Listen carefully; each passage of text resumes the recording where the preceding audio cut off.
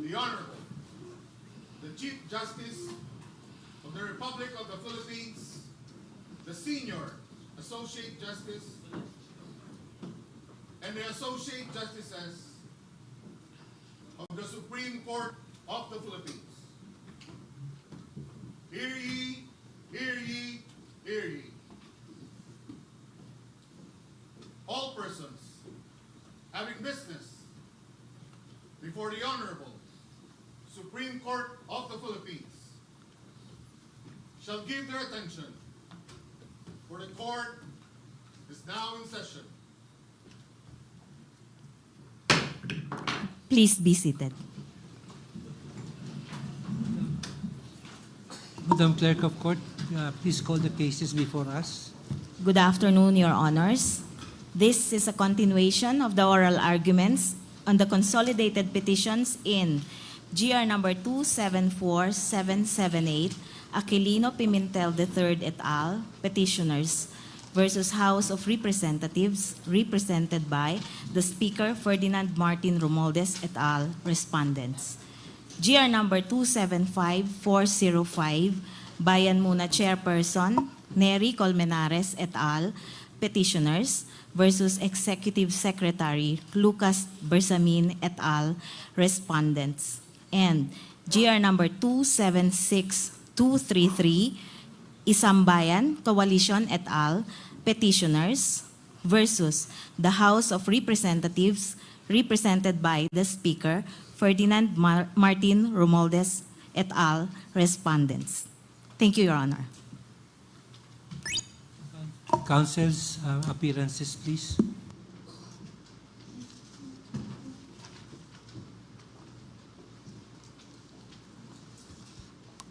With the permission of the court, good afternoon, Your Honors. Respectfully appearing as counsel for petitioners in GR number 274778, Paula Maytan King, Your Honor. Together with me is Michael Ocampo, Your Honor.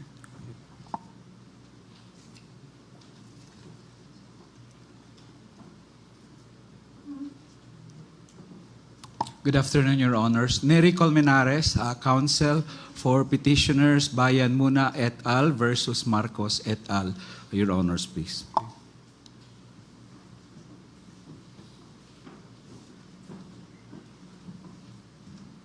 Good afternoon, Your Honors. Attorney Catherine Jessica I. Distor Ginigundo, respectfully appearing for petitioners Isambayan and UP Law Class of 1975.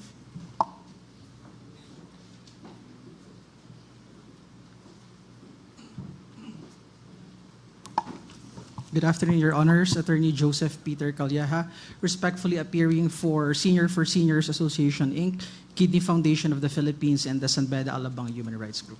Thank you, Your Honors.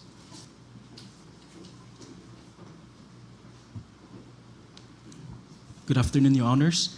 Attorney Christopher Lau, respectfully appearing as counsel for petitioners in GR number 276233.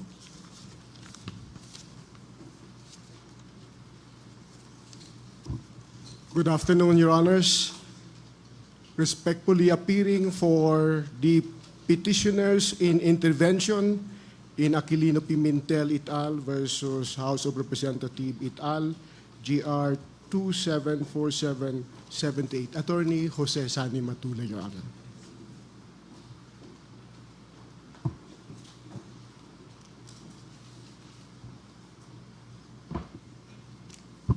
Good afternoon, Your Honors, our distinguished amici, and everyone in the session hall.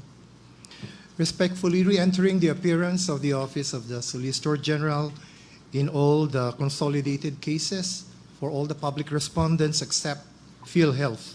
I'm Solicitor General Menardo Guevara, and with me this afternoon are Assistant Solicitor General George Ortha II, ESG Maria Victoria Sardilio, State Solicitor Rowena Mucha, and a host of other officials and solicitors from the OSG. Also with us this afternoon are DOF Secretary Ralph Recto and DOH Secretary Ted Herbosa, and officials from the Department of Finance, Department of Health, and the Department of Budget and Management. We are ready for the interpellation, Your Honor. Appearance for Philhealth.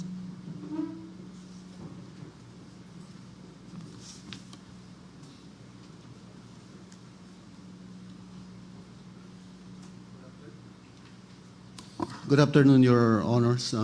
Solomon Musura, Melissa Acorda, Susette Lopez, Yvette Perez, Joan Cristel, Emmanuel Descaliar, all from the Office of the Government Corporate Counsel, respectfully appearing for respondent Philhealth, Your Honor. And if I also may mention, Your Honor, Secretaries Amena Pangandaman, Secretaries Bienvenido Laguesma, and Secretary Rex Lon Tigatchalian, who are ex officio member of the Philhealth Board, asked me to relay to the court their apologies for not being able to be here. But they are represented by DBM USEC Janet Abuel, Department of Labor and Employment USEC Warren Miklat, and DSWD Assistant Secretary Irene Dumlao. Thank you, Your Honors. Thank you. For the record, we acknowledge the presence of the Amici Curay, former Secretary Margarito Tebes, Orville Solon, Sasha Nadine M. Suzara, and Mr. Sani Aplicar. Thank you.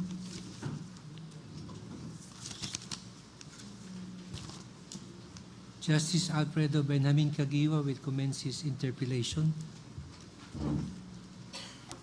Thank you, Chief. Can I call the Solicitor General, please?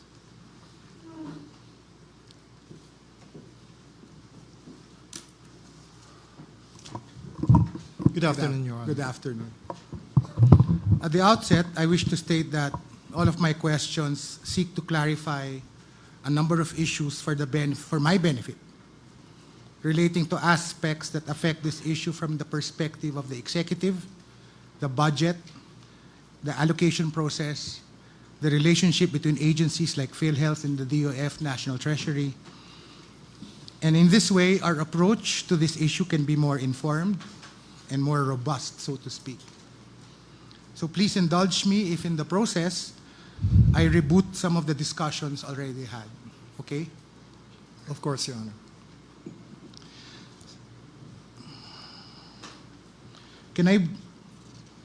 So that we are all on the same page, can we begin with Section 37 of the UHCA?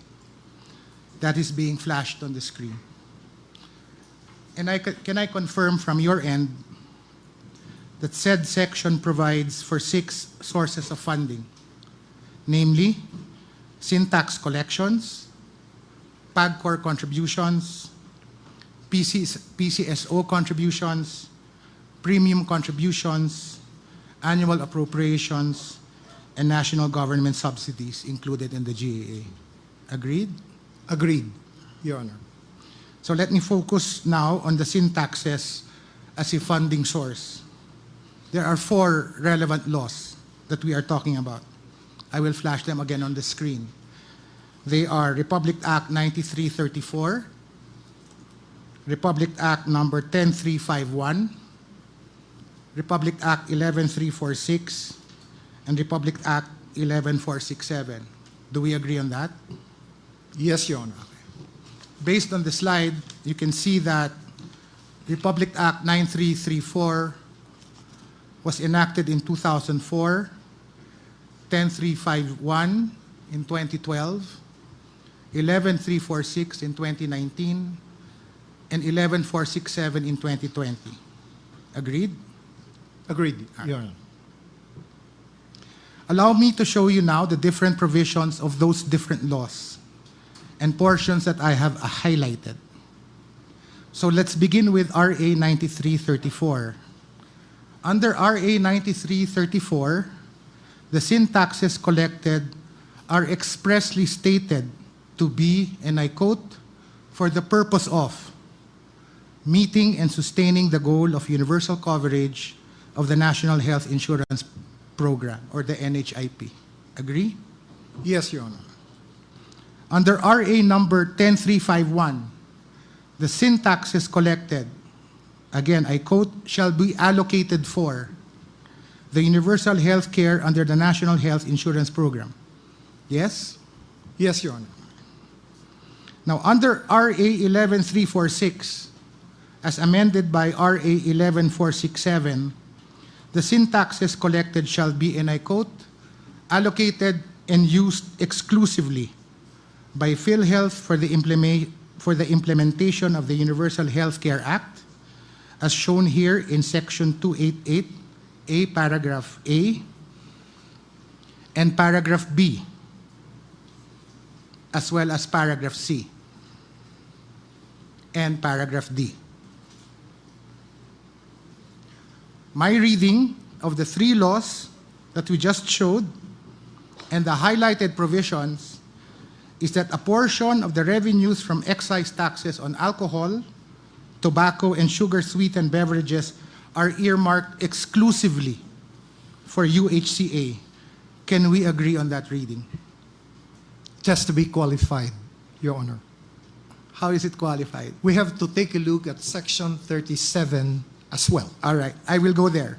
But for the meantime, Mr. Solicitor General, can we agree that the language of these sin tax laws provide precisely for that? That they shall be used exclusively for UHCA? Yes, Your Honor, for the implementation of the Universal Healthcare Act. Yes, okay. Thank you, Your Honor. Let me now show you the next slide. This is the 2023 Sin Tax Annual Report. I believe that's prepared by the DOH. And for 2024, on the next slide, the Sin Tax Report.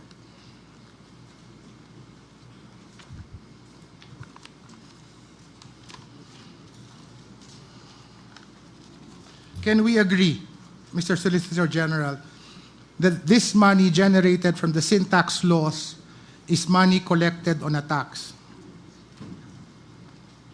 Yes, Your Honor. Do we agree that it was levied for a special purpose, namely to fund the Universal Health Care Act? Yes, Your Honor. On the screen is the complete text of Article 6, Section 29(3) of the 1987 Constitution. And the plain language here is this: all money collected on any tax levied for a special purpose shall be treated as a special fund and paid out for such purpose only. I don't think you have any objections to that, right? It is what it is. That's Your Honor. right. You have, however, taken the position that Article 6, Section 29(3) of the Constitution there on the screen does not apply because of three main reasons. And let me show you what I understand to be your three main reasons. So first will be Section 44, Chapter 5, Book 4 of EO 292, which provides that all income shall accrue to the general fund, and I quote, unless otherwise specifically provided by law. The second ground is Section 10 of the Universal Health Care Act, which provides that, and I quote, and it is highlighted in the screen, for indirect contributors, premium subsidy shall be gradually adjusted and included annually in the GAA, and that, I quote again, the DOH, in coordination with Philhealth, may request Congress to appropriate supplemental funding to meet targeted milestones. Correct? Yes, That's the Your Honor. second ground. The third ground will be Section 37 that you just mentioned, which provides that, it's there on the screen, the amount necessary to implement the provisions of this act shall be included in the GAA and shall be appropriated under the DOH and national government subsidy to Philhealth. Those are the three main arguments I've discerned from your submissions. Am I correct? Yes, Your Honor. All right. So let's go through each one. For EO 292, what is important to you is the phrase, and I quote, unless otherwise provided by law. And according to you, that phrase means that the taxing law must specifically say that the collections should go to a special account. Did I understand your argument correctly? That is correct, Your Honor. And your example is the Coconut Investment Fund under Republic Act 6260, particularly Section 8. I think that's flashed also in the screen, which says that the fees levied on the account farmer shall go to a special fund. Correct? Yes, Your Honor. Okay. At this point, with your indulgence, Solicitor General, can I ask Deputy Treasurer Marino to take the other podium?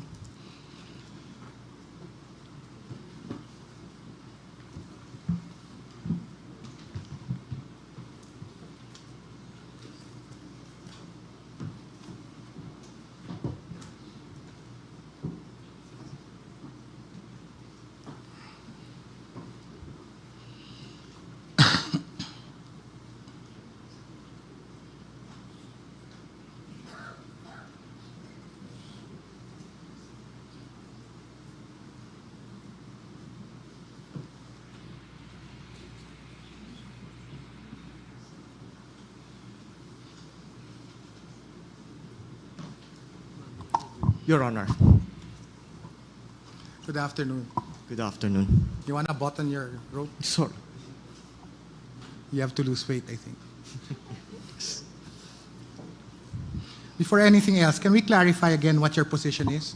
You are the Deputy Treasurer of the Bureau of Treasury Yes, Your Honor. and the representative of the DOF to the Philhealth Board, A secondary alternate. Yes, Your Honor. a secondary alternate. Yes, Your Honor. As Deputy Treasurer of the BTR, you just heard what the Solicitor General explained. You agree with that position, correct? Yes, Your Honor. And by virtue of Section 8, Republic Act 6260, how did the BTR or the Bureau of Treasury book the COCO levy funds? Your Honor, okay. We did not book the COCO levy funds prior to 2012. So these COCO levy funds were not part of the books of the Treasury. Understood. After 2012, how did you book them? Okay. So first, Your Honor, when PCGG remitted the funds to the Treasury upon their successful conversion of the San Miguel shares, it was initially booked as a trust liability. And then upon the finality of the Supreme Court decision and the issuance of the EO back in 2015, 179 and 180, if I remember correctly, That's correct. it was booked as a special account in the general fund. So it's a special account in the general fund. Yes, because of those issuances, Your Honor. Is it your position that a special account in the general fund, I'll refer to them as SAG-Fs, okay? Is it your position that the SAG-F will be created only if the law specifically says that the collection should go to a special account? Yes, Your Honor. That's following Section 8, 6260. Something like that. Language to that effect. Yes, Your Honor. All right. Do you confirm that there are at least 60 SAG-F accounts in the books of the Bureau of Treasury? At least 60, yes, Your Honor, as reflected in the table B15 of the BESF submitted along with the other budget documents. All right. But, Your Honor, if with your kind indulgence, the Treasury can submit a list that we are monitoring. There's more than what is reflected there. Fantastic. So if you can submit that list, that will be great. Yes, but Your Honor, with one caveat, all of the balances there are subject to ongoing reconciliation. Understood. With your indulgence. Thank you. I'm showing now in the slides 10 SAG-Fs. First, for the fertilizer and pesticide program. Second, for the Mines and Geosciences Bureau. Third, the refund of input VAT. Fourth, are those from the BOQ, National Civil Aviation Security Committee, and HLURD. Another for the Seatbelt Use Fund. Then, for the Games and Amusement Board. Another one for the National Building Permit Collections and Remittances. And finally, for the Insurance Commission. In all of these SAG-Fs, they refer to laws that do not have language directing the creation of a special account. Can you confirm that? I cannot confirm. I need to take a look at the I can laws. assure you. Okay. I read those laws. They do not have that language. So going back to the phrase in EO 292, which says, and I quote, unless otherwise specifically provided by law, isn't it more rational to interpret this phrase taking into consideration the entirety and purpose of the law in treating the funds as a special fund, instead of looking for language that specifically directs the creation of a special fund? And I ask this question in light of the 10 SAG-Fs I just identified, which do not have that language. Would you agree with me that that is a more rational way of understanding the phrase unless otherwise provided by law? Your Honor, if with your kind indulgence, this provision, the Treasury reads this provision together with another succeeding section, Section 45. That says what? With your permission, Sure. may I read?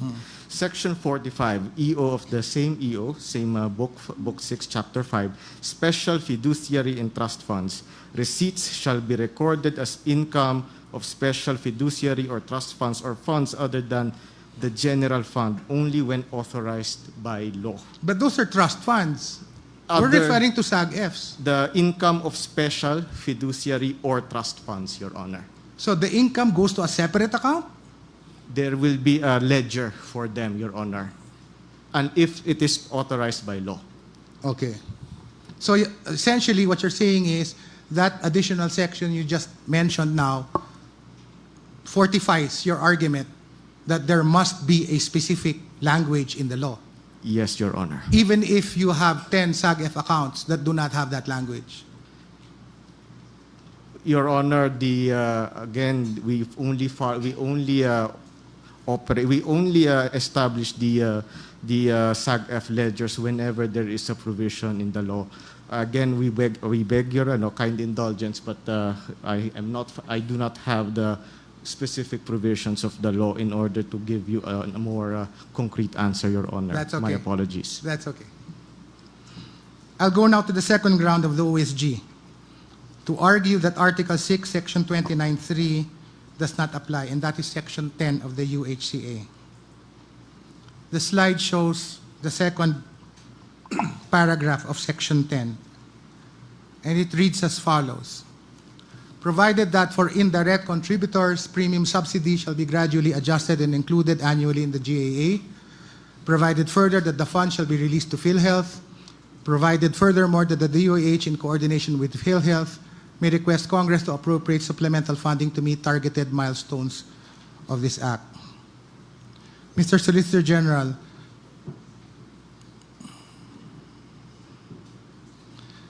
you refer to the first proviso as meaning that the sin tax collections should go to the general fund and should be appropriated only through the GAA. Do I understand your argument correctly? Yes, Your Honor. In other words, from this first proviso, you conclude that Congress is given the discretion to determine the amounts to be appropriated for Philhealth, correct? Yes, Your Honor. I believe that that belongs to the discretionary power of Congress. This is also your position when you rely on the last paragraph of Section 37, which says, it's there on the screen, the amount necessary to implement the provisions of this act shall be included in the GAA and shall be appropriated under the DOH and national government subsidy to Philhealth. That, again, is basis for your position, correct? Yes, Your Honor, because of three key words. Necessary, shall be included in the GAA, and shall be appropriated by Congress. So, to summarize, based on EO 292, Section 10 and 37 of the UHCA, it is your position that since an appropriation under the GAA is necessary, there is no special fund to speak of, correct? Special fund as described in Section 29(3). Special fund in a general sense, Your Honor, as a policy guideline for Congress to consider when they determine the amount that they will give to Philhealth by way of subsidy. It's what we call a soft earmark. So to you, it is still Congress that determines the amount to be appropriated or whether any amount should be appropriated at all, correct? That's what Section 37 actually says, Your Honor. And that is where I have problems with your reasoning. Because your interpretation of these provisions totally destroys the mandates of the sin tax laws and the Universal Health Care Act to deliver such funds to Philhealth for the specific purpose of implementing the universal health care. I'm telling you, that's my problem. I disagree, Your Honor. Yes, understood. But the basic principle of statutory construction is to harmonize, correct? Yes, Your Honor. To make laws consistent with other laws rather than having one considered repealed in favor of the other. Exactly, Your Honor. I'm showing you a slide. That is a quotation from the case of Philippine International Trading Corporation versus Commission on Audit. I underscore that portion. Thus, if diverse statutes relate to the same thing, they ought to be taken into consideration in construing any one of them, as it is an established rule of law that all acts in pari materia are to be taken together as if they were one law. Yes, Your Honor, in pari materia. So on the basis of this principle, I'm sharing my thoughts with you. I see sections 10 and 37, which you rely on, as provisions merely to trigger or regulate the release of the sin tax collections directly to Philhealth. That's my take. I go to you, Mr. Marino. Let's go through the flow of money. After the taxes are levied, the BIR and the BOC remit the money to the National Treasury, correct? That is correct. And the National Treasury then puts it in the general fund, not even a SAG-F. That's that is correct? According to the 2023 Sin Tax Annual Report, it's there. 178.34 billion was earmarked for Philhealth. Correct?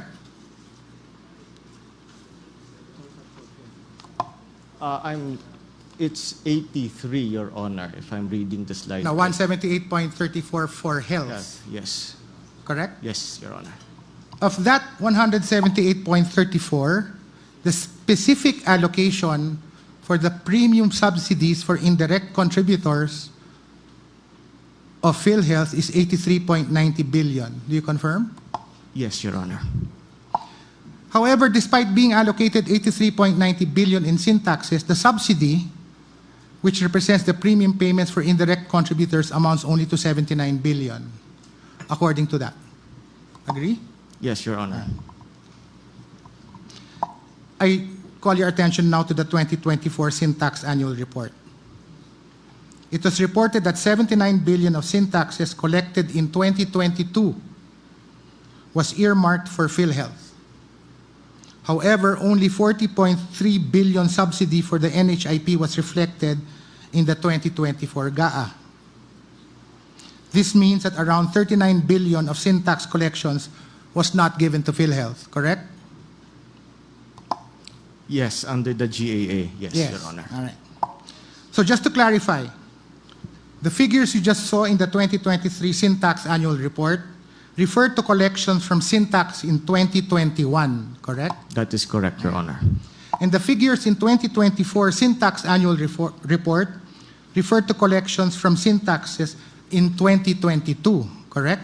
That is correct, Your Honor.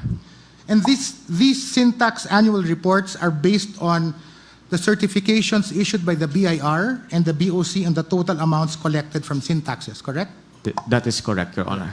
I'm showing you in the next 5 slides examples of the BIR and BOC certifications. These were submitted in your submissions.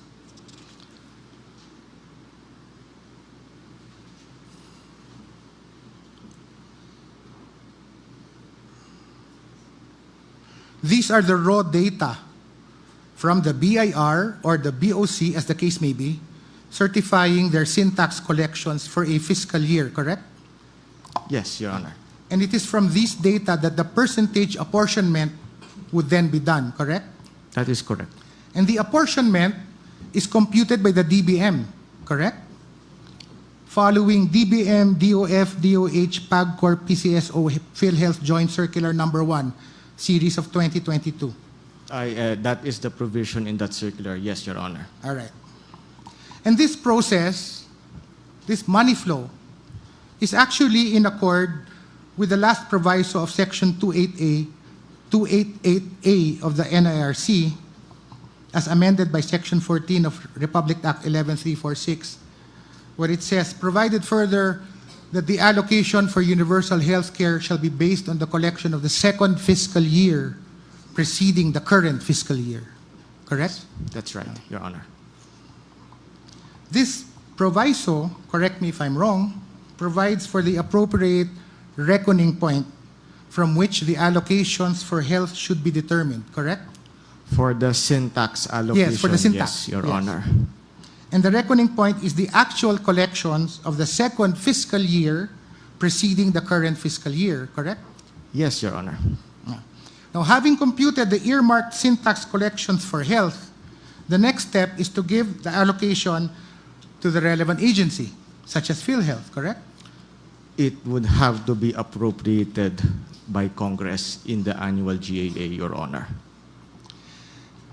The reason I went through this flow of money, again, I'm sharing with you my thoughts, is the way I see it, is that the syntax collections are still exclusively earmarked for the specific purpose of funding the UHCA, only that its release is done through the GAA, precisely because the process must be undertaken to determine the actual amount collected and the proper percentage allocation. And that brings me to my conclusion, that the provisions relied upon by the Solicitor General do not really give Congress any discretion to determine the amounts to be appropriated for Philhealth. So my question to you is this: would you agree with me that this interpretation of mine harmonizes the provisos of Sections 10 and 37 of the UHCA with the undisputed fact that the syntax collections are meant to be solely used for implementing the UHCA? Your Honor, I am not in a position to agree or disagree with the legal interpretation, but if I may share the historical experience when it comes to these earmarkings or appropriations. Now, wait, hold on. Let me just continue with my questions. All right. I refer you to the second proviso of Section 10. There's a proviso there that says, provided further that the funds shall be released to Philhealth. The funds collected shall be released to Philhealth. In other words, if the syntax laws already determine the source and use of funds to implement the Universal Health Care Act, even if the funds pass through the GAA, their character as earmarked for a special purpose remains intact. Would you agree with my interpretation? As a declaration of policy and priority, Your Honor, yes, if we interpret earmarks in such a manner. All right, thank you. And doesn't my interpretation, again, I'm sure I'm very candid, I'm sharing my thoughts. Would you agree that my interpretation as to the allocation of the funds through the GAA, this aligns more with the constitutional requirement under Article 6, Section 29(3), that money collected on any tax levied for a special purpose shall be treated as a special fund and paid out only for such purpose. Don't you agree that my interpretation aligns more with that provision of the Constitution instead of undermining it? Your Honor, again, my view is influenced by that provision in the EO 292 regarding the... Which is secondary to a constitutional edict, correct? We understand, Your Honor. Okay. Given all that we've discussed so far, can I go back to Article 6, Section 29.3? We're talking plain language here. Can we all agree, Mr. Solicitor General, Mr. Marino, that the plain language of this provision is that if money is raised from levy of taxes for a specific purpose, then it shall be treated as a special fund. That is a directive of the Constitution. Can we agree at least on the plain meaning of that provision? I guess we can, Your Honor. Okay. Okay, before I leave this topic, can I, Mr. Marino, are you familiar with Treasury Circular number 4-2024? Defining a SAG-F. 2004, Your Honor. 2024, defining a SAG-F. I am. Yes, Your Honor. Yes. I'm flashing to you section 3.9. It defines a SAG-F. This is a Treasury Circular, okay? It defines a SAG-F as a fund whereby proceeds of specific revenue measures and grants earmarked by law for specific priority projects are recorded.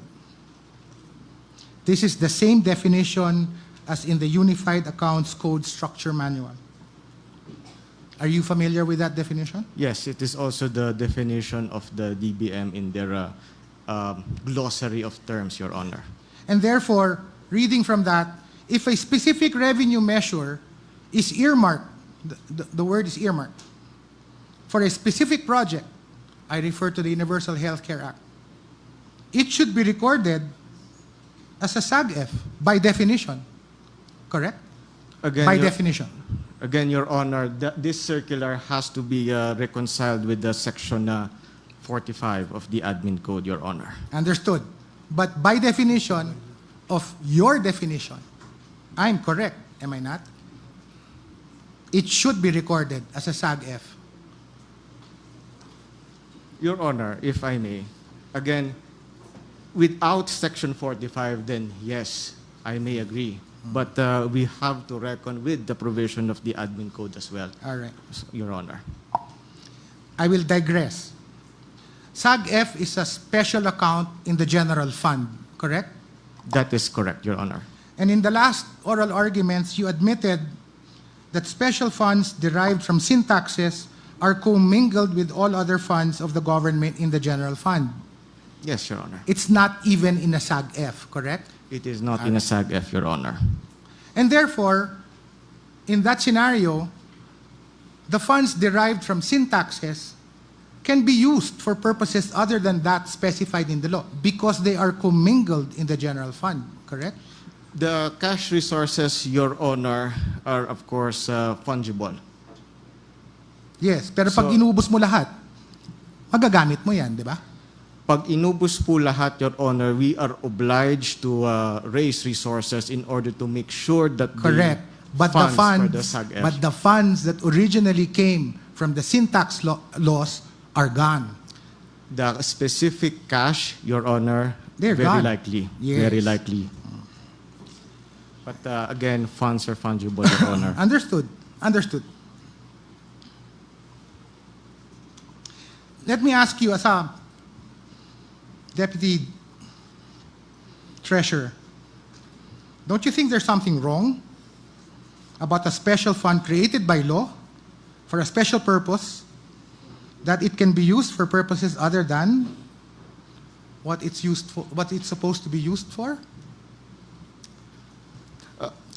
Your Honor, if we are to talk about the earmarking or SAG-Fs in general, then our interpretation is that these are accounting entries. These are accounting obligations. That refer to actual monies that entered your pocket. Yes, but the relevant comparison, if I may, Your Honor, the analogy that I will use is that of a bank account. So when we deposit our funds in a bank account, definitely there is cash going into that bank account. But we do not expect the bank to keep the cash in a vault or under the ground. We expect them to deploy the resources, but when we require any withdrawal, then we will be expecting the return or the balance that they have right. indicated. Understood. So that is our interpretation. But aside Your from the Honor. general fund, you have other funds, right? Trust funds. Yes, Your Honor. They're not commingled. For the trust fund, they are carved out, Your Honor. Completely. Yes. They cannot be touched. They cannot be touched, Your Honor. Correct? Yes. So why can't we treat funds derived from taxes for a special purpose in the same manner? You call it a SAG-F, but it's still commingled. Why can't we treat it that way? Because, Your Honor, by its name, it is a special account within the general fund. Presidential Decree 1234, consolidated all of these special accounts outside the Treasury and then consolidated them as special accounts to be held by Treasury. So the very law that introduced the concept of a SAG-F Right. already I'm not implied questioning the history. I'm familiar with PD 1234. that. Yes, Your Honor. My question is, in your opinion, would you agree that in order to preserve the special funds that are declared by law to be used only for a specific purpose, wouldn't it be better to set them aside from the general fund? Or even if you were to call them as a special account in the general fund, that we put guardrails so that they will not be used for a purpose other than what they were levied for? You see, the question is, they were levied for a specific purpose, and now it's being used for something else. Don't you think, since your Treasury, and maybe that will be part of the decision of the court, if we can put some guardrails there, because it doesn't make sense to me personally that a law specifically earmarks a fund for a specific purpose, and it goes into this well where it can disappear, which is not addressed by an answer that says, oh, we can always borrow funds. Okay.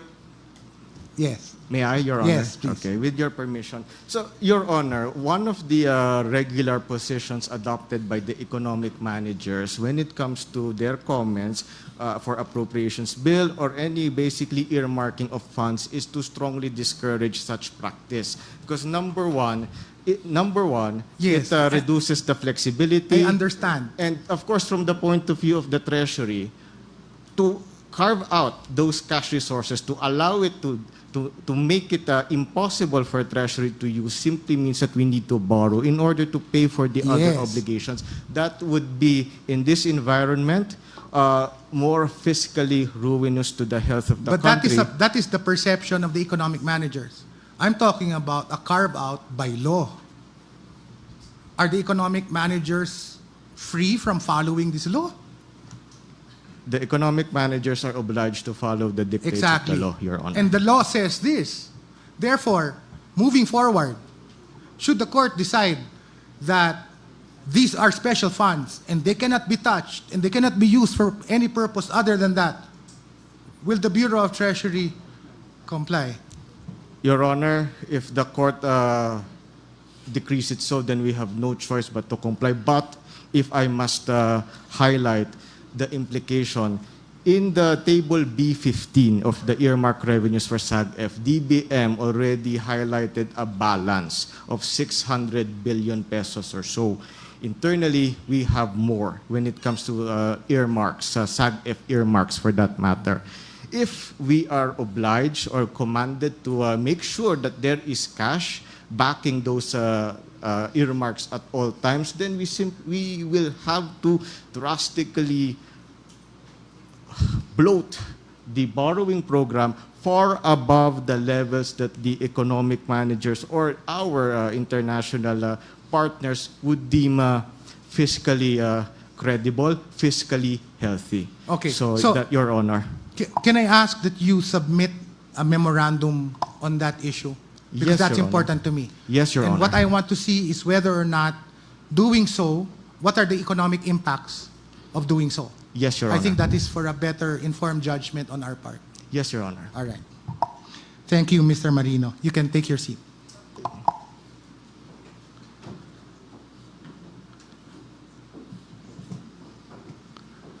I'd like now to talk about Section 11, the most important section that has been discussed all throughout. And can we have that flashed on the screen? I'd like to talk about reserve funds.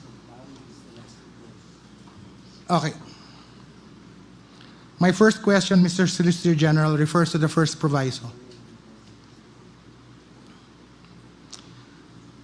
It says, provided that the total amount of reserves shall not exceed the ceiling equivalent to the amount actuarially estimated for 2 years' projected program expenditures.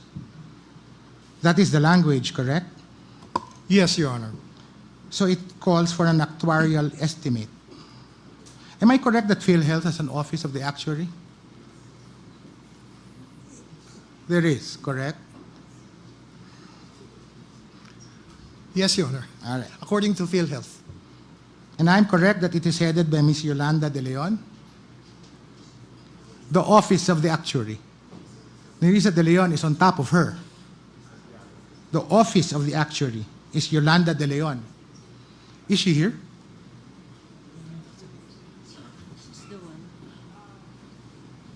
No, she's not. Yeah, can you come over? Yes, pero hindi siya head. Siya yung head ng actuary. Last time she was not. No, she's Nerissa San Jose.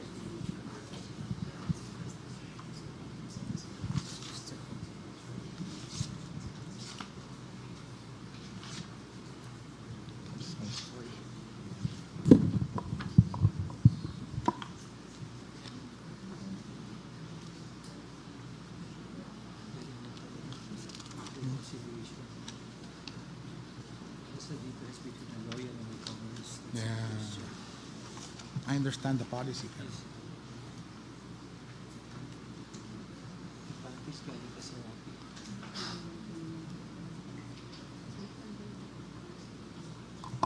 Good afternoon, Your Honors. Good afternoon. Good afternoon. You are? Can you state your name? Yes, Your Honors. I am Nerissa Santiago. I am the Acting Senior Vice President of the Actuarial Services and Risk Management Sector, for which the Office of the Actuary is under Your Honors. It's under you. Yes, Your Honors.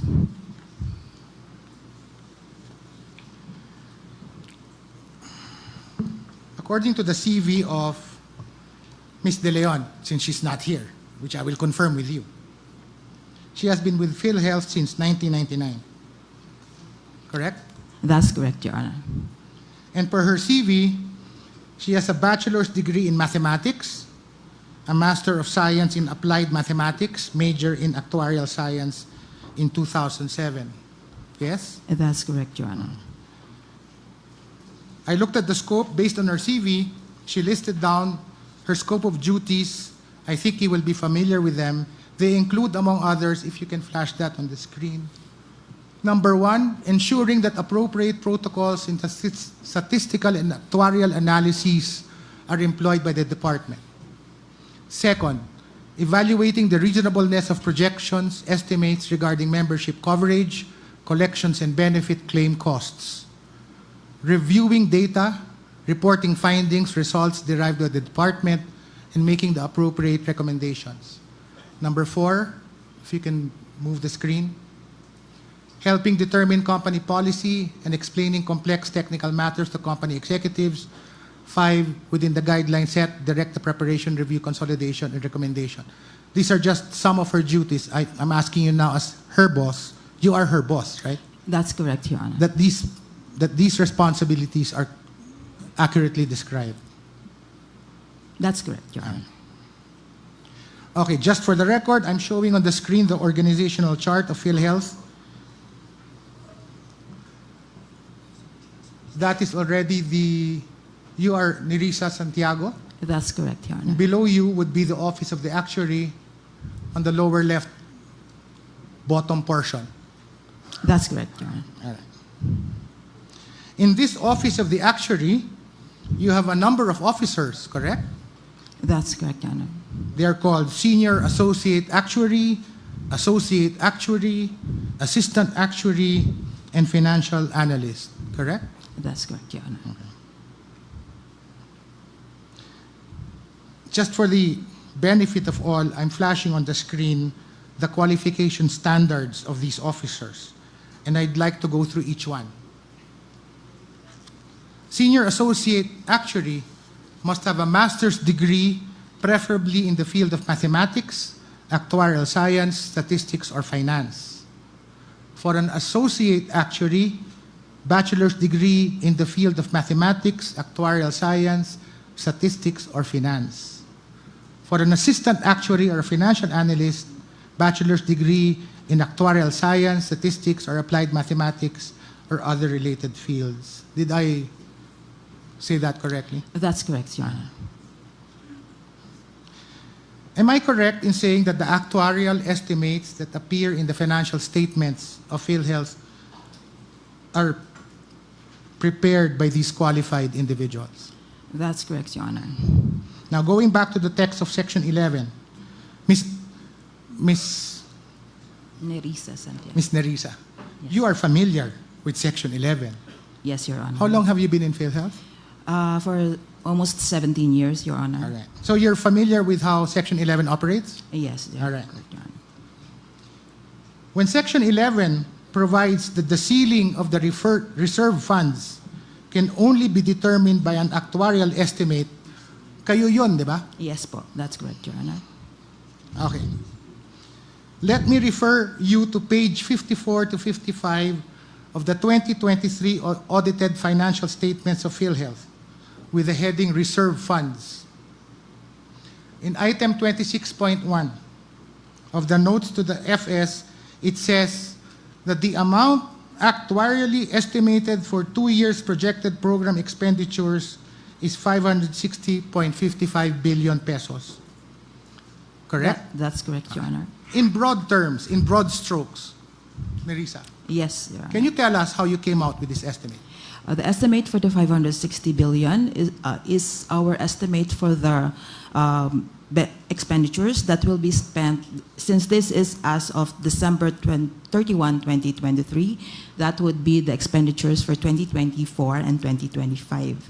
So that will include the estimation for the benefit expense payouts and the operating expenditures. Did you also consider the number of people who become qualified? What are the factors that you looked into? Okay.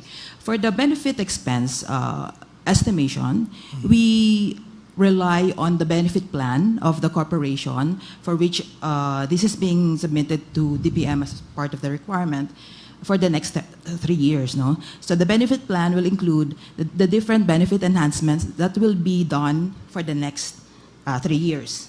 Okay. So the benefit plan will include, if the benefit enhancement, for example, one of the benefit enhancements that was included in that estimate is the primary care benefit.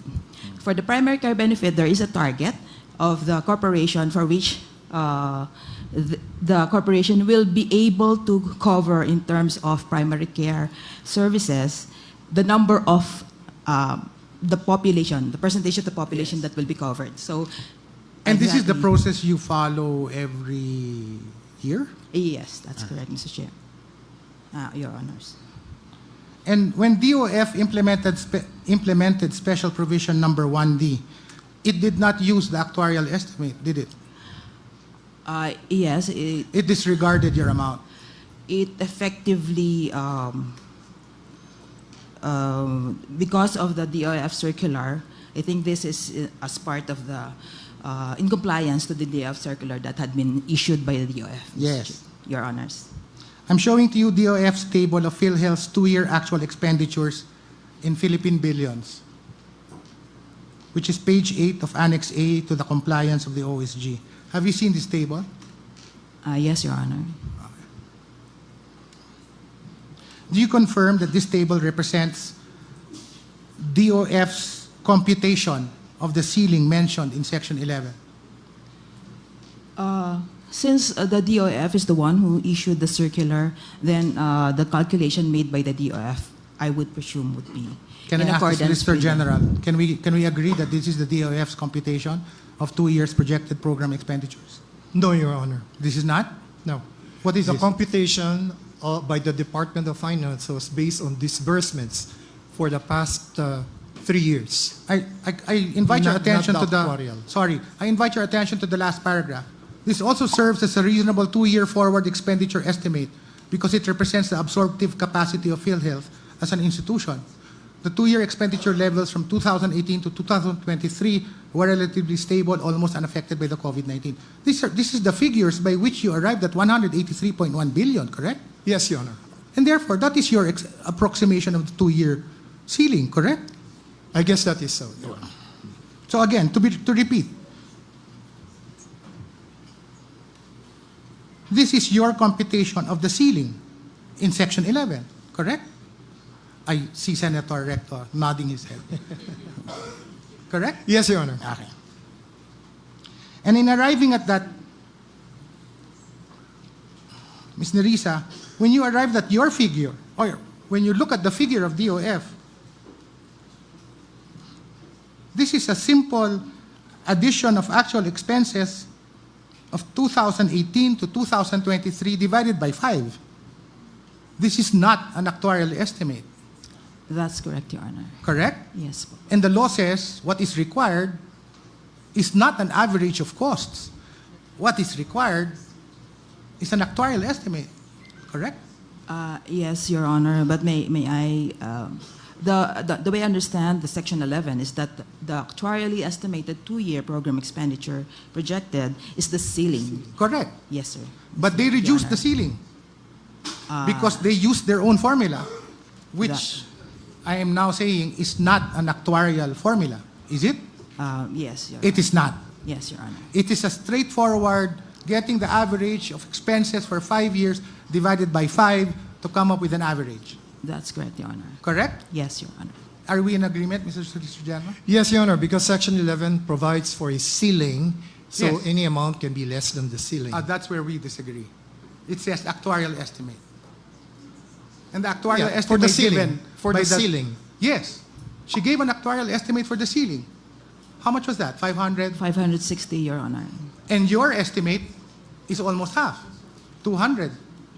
Correct? 281, Your Honor, to Correct. be exact. So my point, my question to the Solicitor General is,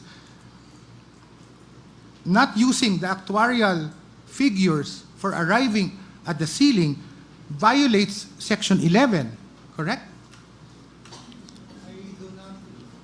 That's what Sorry. Section 11 says. Yes, Your Honor, but if Section 11 speaks of a ceiling, then it goes to show that the reserve fund may actually be at a lower level. And that's what exactly DOF did. I'm not disputing that. I'm not disputing that. What I'm saying is that in computing the ceiling, you disregarded the actuarial estimate and imposed your own. Am I wrong in that? Well, it seems that that seems was that the I'm right. manner that the DOF computed the Yes. ceiling. But again, the amount that would have to be remitted was based on a different formula. I'm not yet there. If, Ms. Nerissa, if Philhealth's total reserve funds as of 2023 is only 464 billion, then it has not reached the ceiling of 560.55 billion, correct? Yes, Your Honor. If it is compared to the 560, then it has not reached the ceiling, Mr. Your Honor.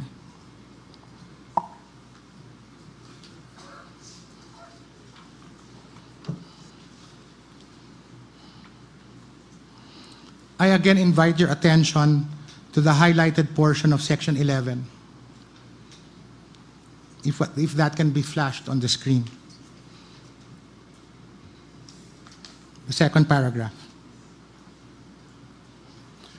Provided further that whenever the actual reserves exceed the required ceiling at the end of the fiscal year, the excess of the Philhealth Reserve Fund shall be used to increase the program's benefits and to decrease the amount of members' contributions.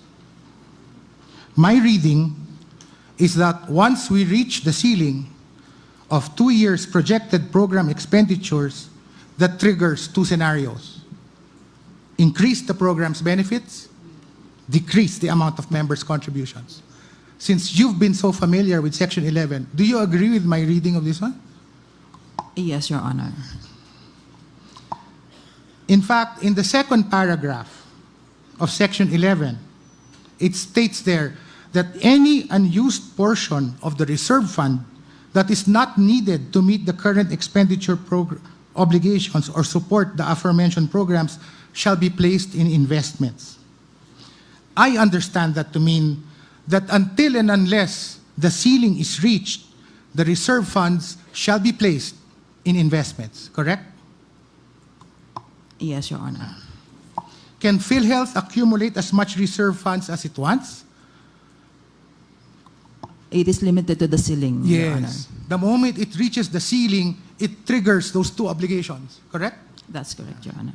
But until it reaches the ceiling, the mandate of Section 11 to Philhealth is to continue maintaining and accumulating these reserve funds, correct? That's as stated in the Section 11, Your Honor. And the reason, the way I divine the reason, is for Philhealth to gradually accumulate enough reserve funds to reach the actuarially estimated ceiling, correct? That's correct, Your Honor. So when the reserve funds exceed the ceiling, again, to repeat, to belabor the point, Section 11 mandates that the excess shall be used to increase benefits and increase the amount of contributions, decrease the amount of contributions, correct? That's the way I understand it, Yes. Your Honor. So if Philhealth's reserve funds remain below the ceiling, its obligation under Section 11 does not kick in. Under Section 11, yes, Your Yes. Honor. Section 11 also mandates, as you admitted earlier, that you would invest the reserve funds that are not needed to meet the current expenditures, correct? Yes, as stated in the Section 11, Your Honor. Okay. Can we go to the financial statement of Philhealth, Philhealth's total reserve funds as of December 31, 2023? I see 464 billion as the reserve fund in 2023. Can you confirm that? Yes, Your Honor. On page 54 of Philhealth's 2023 financial statements, can you flash the next slide? It is stated there that the ceiling or the amount actuarially estimated for 2 years projected program expenditures is 560.55. Correct? Yes, Your Honor. So since Philhealth has not reached the ceiling at this time, legally, and if we follow the language of Section 11, no portion of its reserve funds can be used to increase benefits and decrease the amount of contributions, correct? That's correct, Your Honor, as stated in the Section 11. And since it cannot use, it has to invest. Yes, Your That's Honor. the mandate. Yes, Your Honor. And that's exactly what Philhealth has been doing, correct? Yes, Your Honor.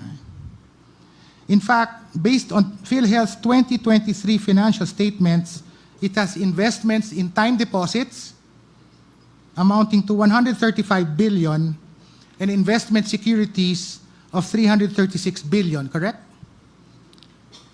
That's the financial statements of Philhealth. That's correct, Your Honor. And these investments generate interest income. That's correct, Your Honor. And of its reported income of 174 billion in 2023, Philhealth generated around 20 billion pesos by way of interest income, correct? That's correct, Your Honor. So I guess where I'm going is that these reserve funds are actually not idle, are they? That's correct, Your Honor. They are earning income, correct? Yes, Your Honor. Now, drawing you back to DOF's computation of the 2 years projected program expenditures, if that were the ceiling, which is 280.6 billion, then it means that the ceiling has been reached. That's correct, Because Your Honor. reserve funds is at 464 billion. Correct? That's correct, Your Honor. And, sorry, thank you, Marisa. I will continue with Mr. Solicitor General. Yes.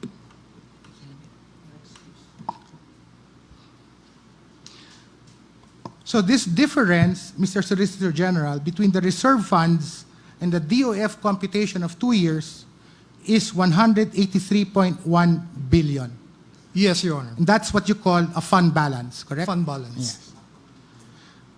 The 89.9 billion that was taken from this.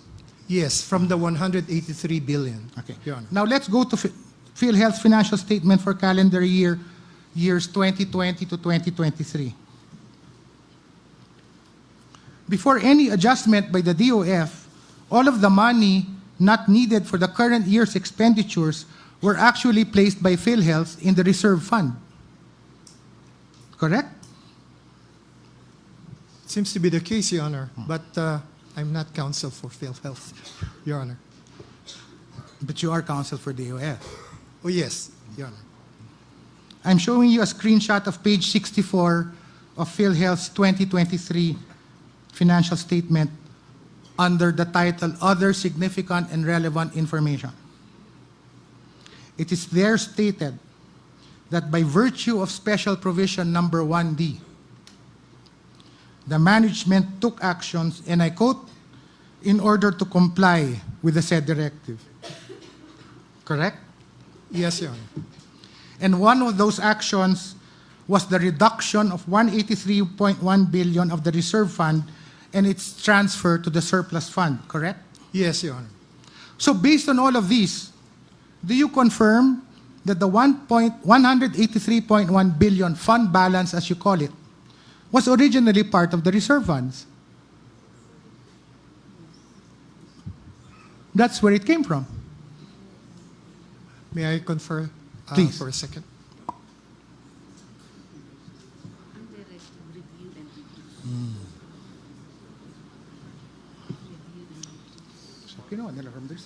Your Honor, as far as DOF is concerned, that is part of the accumulated revenues, but not necessarily of the No, but I reserve just fund. showed you the table. The money came from the reserve fund, and it got transferred to the surplus fund by virtue of Section 1D. When Philhealth management decided to comply with Section 1D, it transferred 183.1 billion from the reserve fund to the surplus account.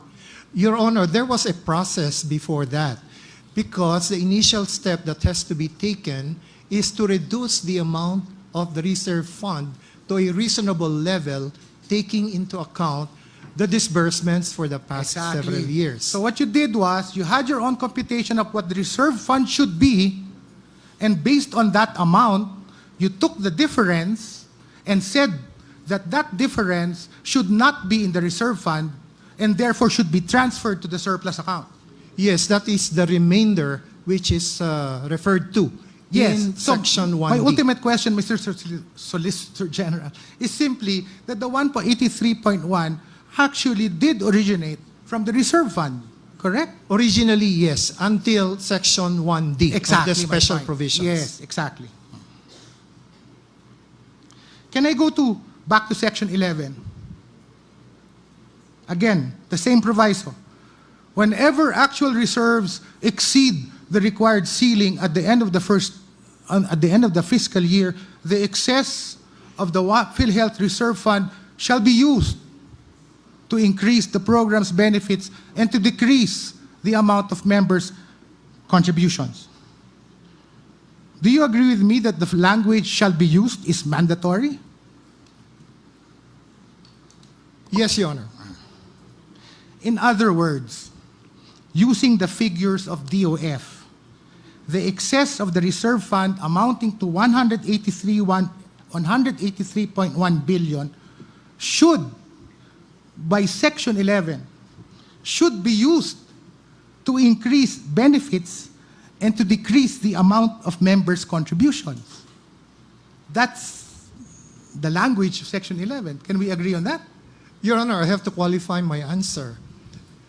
The implementation of the UHCA is for a period of 10 years. There is no statement in Section 11 that that mandate has to be done immediately the following fiscal year. But it could be done within the remaining period for the implementation Understood. of the UHCA. But every time you take money away from the reserve fund, the reserve fund is not able to reach the ceiling.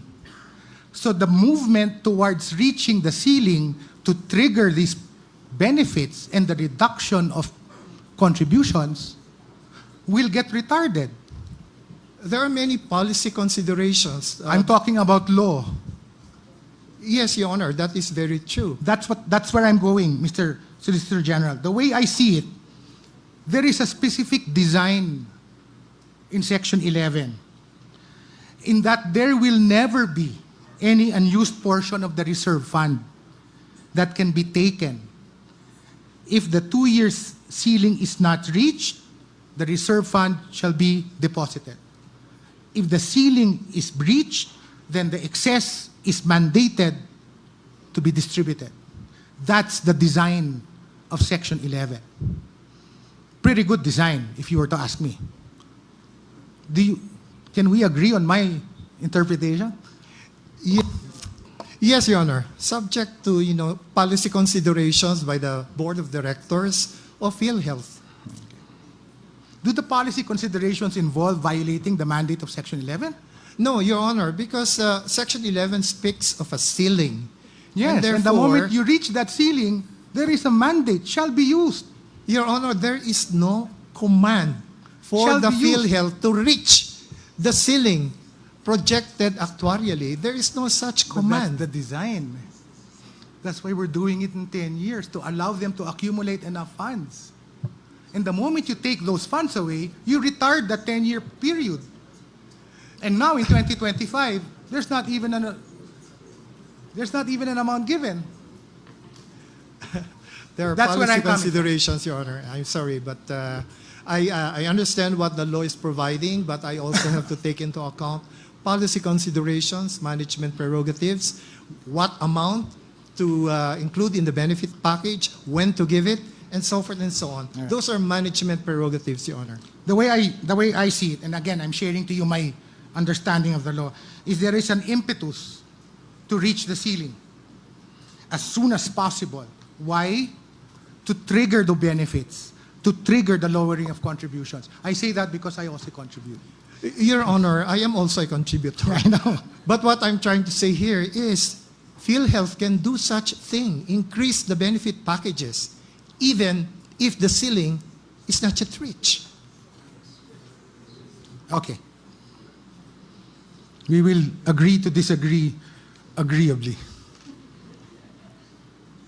But the way I've described the design of Section 11, don't you agree that it signals how special these funds are?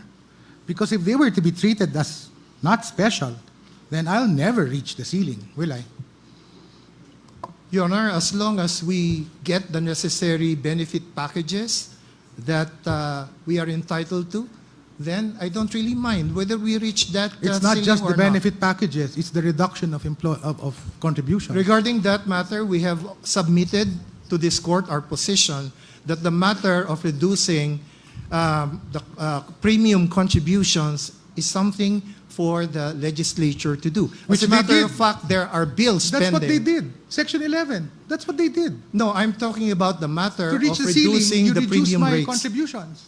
Yes, That's Your the Honor. design.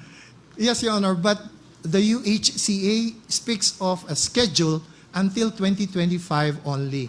That's why in Congress there are pending bills to specifically address what will happen after 2025. Since there appears to be enough money in the treasury of the Philhealth, then it's time to reduce the rates of premium contributions. And that's what exactly the Congress is trying to do now. Again, like I said, we can agree to disagree agreeably. Thank you, Your Honor. Let me transfer now to a different issue altogether.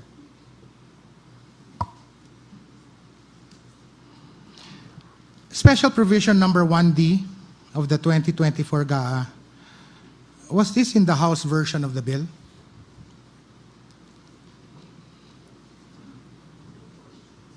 I have to check on that. Well, I can tell you it's not. It's not also in the Senate version of the bill. Then it must have arisen from the bicameral conference committee. Correct. my own research is that there are no provisions in either the House or the Senate version which deal with the grant of authority to the DOF to return the fund balance. I'm showing on the screen a copy of the BICAM report on special provisions. I think I got this from one of your submissions. According to this, it says, insert new item. Again, for the record, do you confirm that this is a totally new provision, not found in either the House or Senate version of the bill? Yes, Your Honor, it is what it is, as stated in the report. So if there are no provisions, there is no conflict that needs to be reconciled, correct? There are certain other items that were taken up by the bicameral conference committee pertaining to certain amounts where the House and the Senate had disagreements. But this one is not one of them. This is a new provision. So totally new? Yes, Your Honor. It's not meant to reconcile anything? That's correct, Your Honor. Okay. Can I go to Article 6, Section 26, Paragraph 2 of the Constitution? Can you flash that? Sorry. I will read it. No bill passed by either house shall become law unless it has passed 3 readings on separate days and printed copies thereof in its final form have been distributed to its members 3 days before its passage, except when the President certifies to the necessity of its immediate enactment to meet a public calamity or emergency. Upon the last reading of a bill, no amendment thereto shall be allowed, and the vote thereon shall be taken immediately thereafter, and the yeas and nays entered in the journal. Do you agree, Solicitor General, that these requirements of the Constitution are mandatory? Yes, Your Honor. And in fact, subject to the exception. Sorry. And these requirements ensure, in fact, the transparency that the legislators as well as the public are informed of the provisions of the bill, correct? That is correct, Your Honor. And these constitutional requirements apply to both houses? Yes, Your Honor. And these congressional sessions where they discuss the bill, they are open also to the public, correct? Yes, Your Honor. So let me digress for a moment. Earlier, we talked about the syntax laws and its amendments. These syntax laws were crafted by Congress over a certain period of time. For example, Republic Act 9334 was a House bill originated from the House of Representatives and first filed on October 26, 2004. It was certified as urgent, but both houses studied the proposed measure until it was signed into law only on December 21, 2004. That is a period of 2 months. For RA 10351, the Senate Committee on Ways and Means conducted several hearings on the proposal to restructure syntaxes.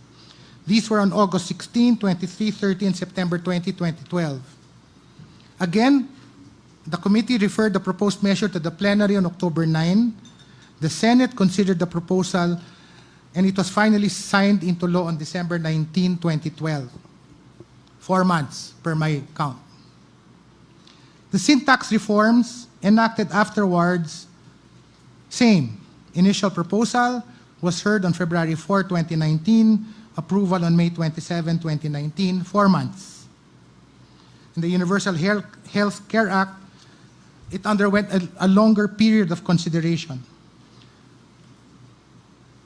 with the Committees on Health, Demography, Ways and Means, Finance endorsing both its initial hearing on February 1 and eventually endorsing the measure for approval of the Senate on July 30, 2018, and finally signed into law as 2019, meaning it took more than 1 year to finalize the UHCA.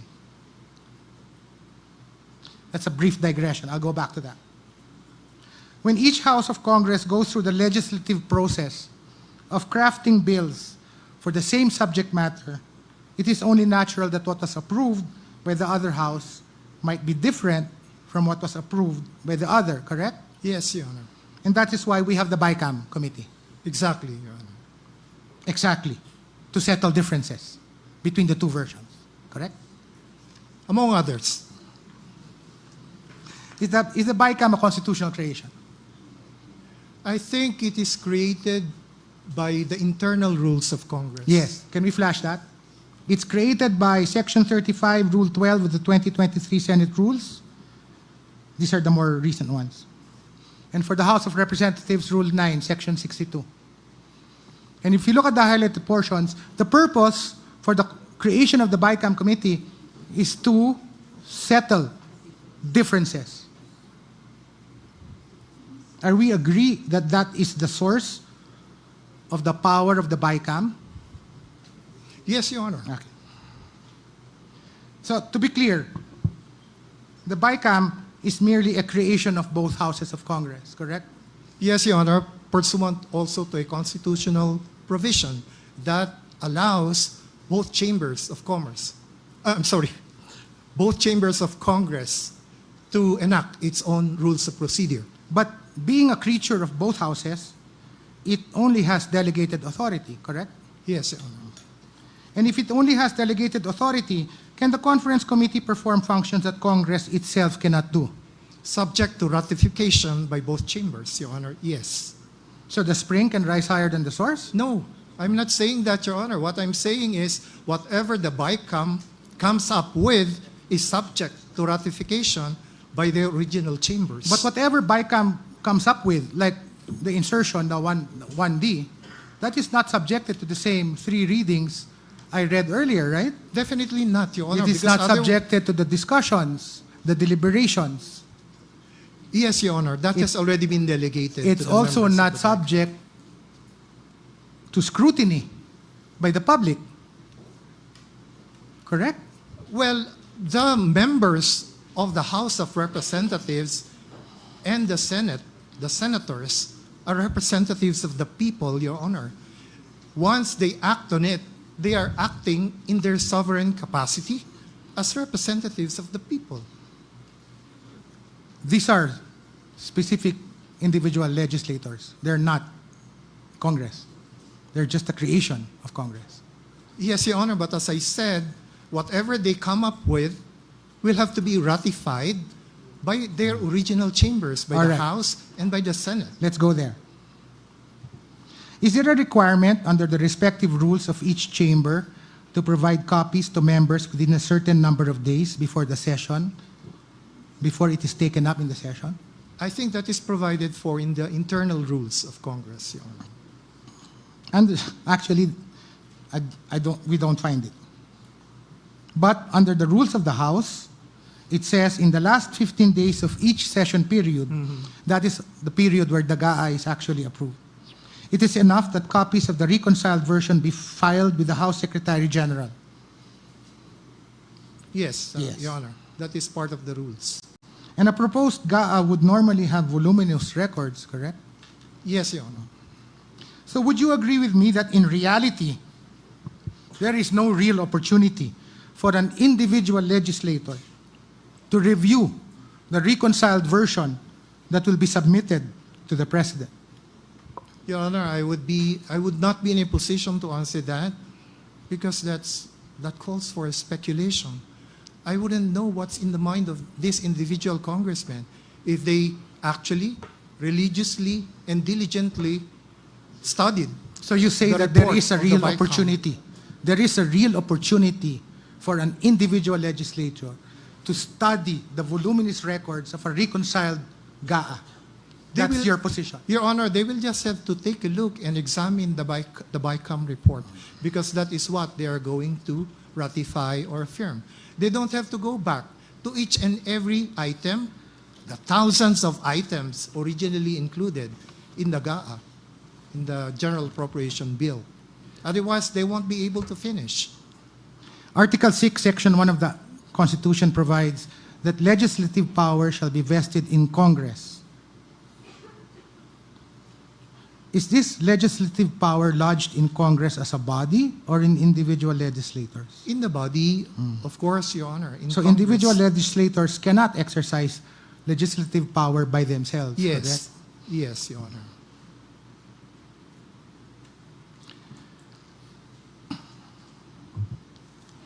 This is my final question, and this is where I had digressed earlier. We have seen the many years, from 2003 all the way up to 2019, of discussions, staff work, interpellations, deliberations, extensive and thorough study in order to come up with a Universal Health Care Act. A law that, in my view, has a particularly good design in establishing funding and sustainability. And all of that, all of it, gets undone by a one-sentence insertion in the 2024 GAA.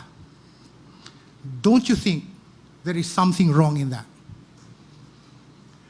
Your Honor, we are saying that Special Provision 1D did not violate any provision of the Universal Health Care Act. And that's why we have been discussing these issues with the Honorable Court. That's all. Thank you so much. Thank you. Thank you, Justice Kagiwa. Justice Jolo Lopez will conduct his interpellation. Thank you, Chief. May I call on any of Petitioner's Counsel to the podium to answer some of my questions?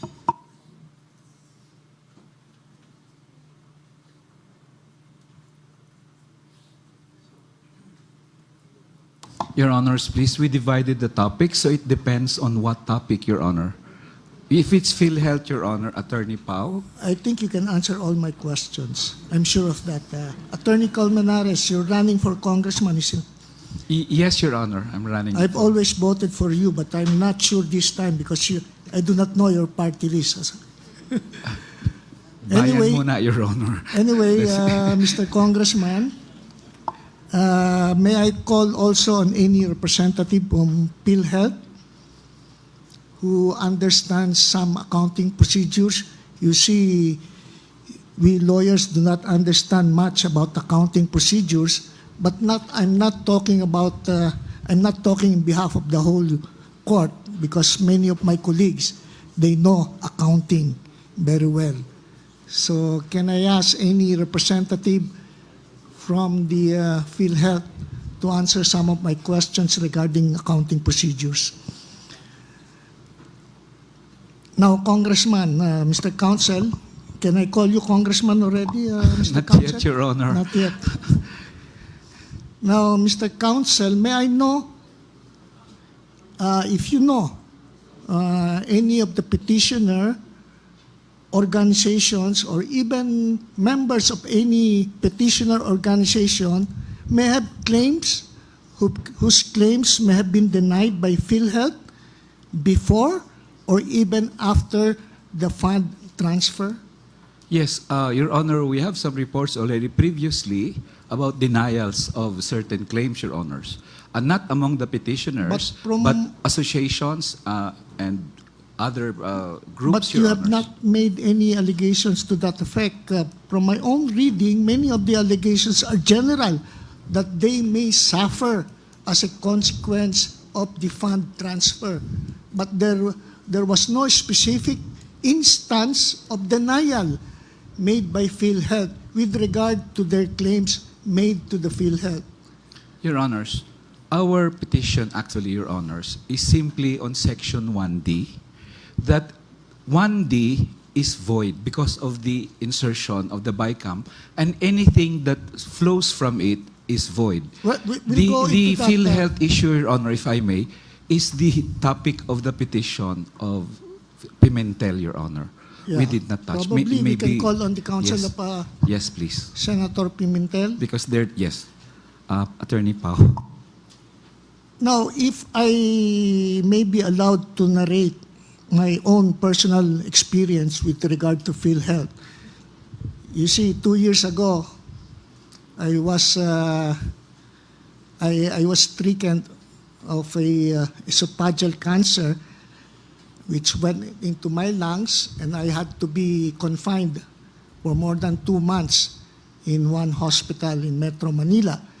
And if I recall it correctly, my bill runs up to almost 7 million pesos. And would you know how much of it was covered by Philhealth? Can you make a good guess, Counsel? Good afternoon, Your Honor. If I may, Your Honor. I am pretty sure, Your Honor, it is not more than 10%.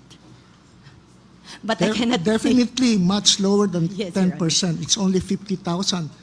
I don't know how to compute it, but I'm sure it's less than 2%. But the problem does not end there.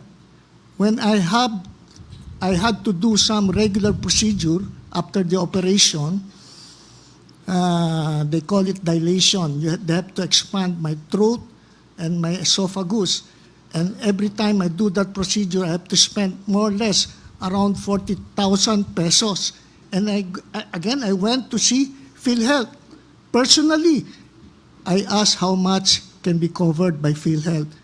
And Philhealth told me, I've run out of money. They cannot answer any of the 40,000 that are, despite the fact that I've been regularly paying Philhealth for the last, how long has it been in existence?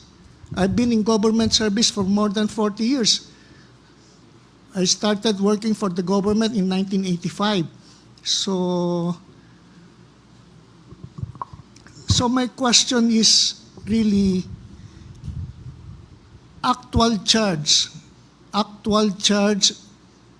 and the case rate. I think Philhealth call it case rate. Actual charge is the hospital bill being charged by the hospital. And case rate is the amount to be covered by Philhealth. So what, may I ask, can I get your name again? Magandang hapon, Your Honors. Yes, magandang hapon din. SVP Renette SVP, Limsiaco of Senior the Fund Vice Management President of Sector. Philhealth. Yes, You're Your Honor. also a member of the board of Philhealth. No, Your Honor. No, SVP. So, Mr. SVP, what's your last name again? Limsiaco, Your Honor. Limsiaco. Lawyer or not? No, Your Honor. Mr. Limsiaco, on the average, I'm sure you have been with the Philhealth for a long period of time. What is the average case rate? Meaning, let's say, if a Filipino will have to be treated for tuberculosis and he incurred an amount of 200,000 pesos, I think that's a regular estimate, normal estimate. How much of it will be covered by Philhealth? Your Honor, again, the case rate of Philhealth varies. Now, as to the question of the average Yes. On case the rate average, po, batay sa pumapasok na claims and the case rate na bill po, our computation before is nasa 10,000 pesos. But recently, Your Honors... 10,000, that's around 5% if I Yes, Your Honors. computed it correctly, around 5%. Recently, Your Honors, after the 2024, Your Honors, of After the increased the case has been case rate, filed with the Supreme Court, the case rate has been increased. increased na po 2024 po, starting 2023 actually, and then 2024, grabe yung increase ng case rate ng Philhealth. We have 30% in February 2024 and another 50% by December 2024 po. The average value of case rate increases po, I think nasa 13 or 13,000 pesos or 14,000 pesos already. That's good news for all the Philhealth members. Mali lang timing ng pagkakasakit ko. Dapat nagkasakit ako now than before. So anyway, we'll go back to that issue. Let me digress a little, no? Yung universal healthcare, no? Kasi we're talking about Universal Healthcare Act.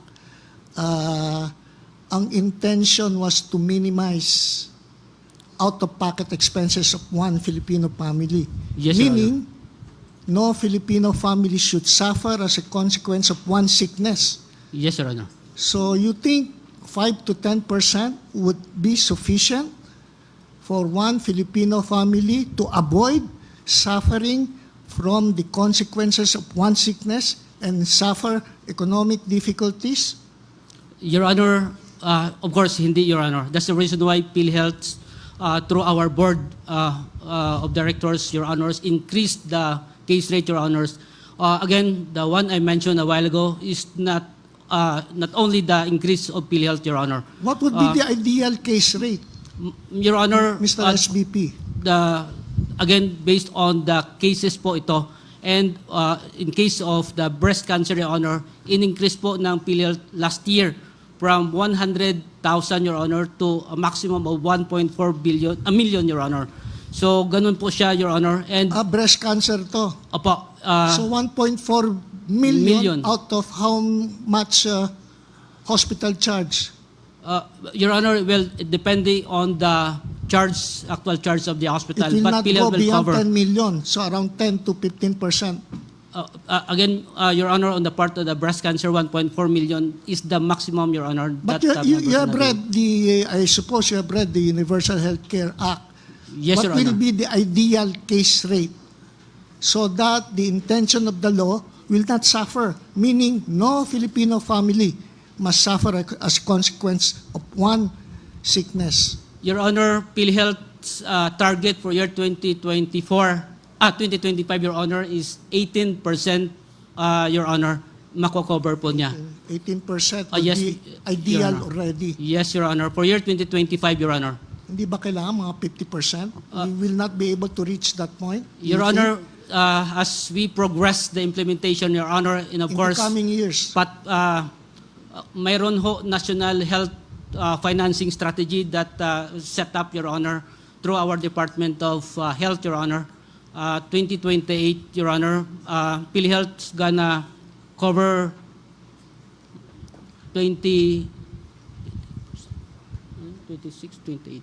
If I'm not mistaken, Your Honor, that's 28%, Your Honor. 28. Bakit di na lang natin sabihin 50%? Ideal lang naman eh. Your Honor, there are some instances, Your Honor, that actually PhilHealth covers that one, particularly in cases in the government hospital. When I say government hospital, Your Honor, we have the Department of Health, and of course, Your Honor, on the part of our local government hospitals, Your Honor. Okay. So we have also that no balance billing, Your Honor, implemented in the government hospitals, Your Honor. Meaning, That would be wala nice na po, to hear. No hospital billing already. wala na po babayaran ang ating mga pasyente po. On those hospital po, on their hospital may I bill ask po. counsel? No, you were talking also about transcendental importance. You're pointing to another lawyer, but I think you will be able to answer my question. I'm not even asking about. I would like to cite one case decided by Senior Associate Justice Marbiclion and the case of falsis. There must be some form of injury in fact. That's why I asked my first question. There must be somebody, part of the petitioners who may have suffered, meaning whose claim may have been denied.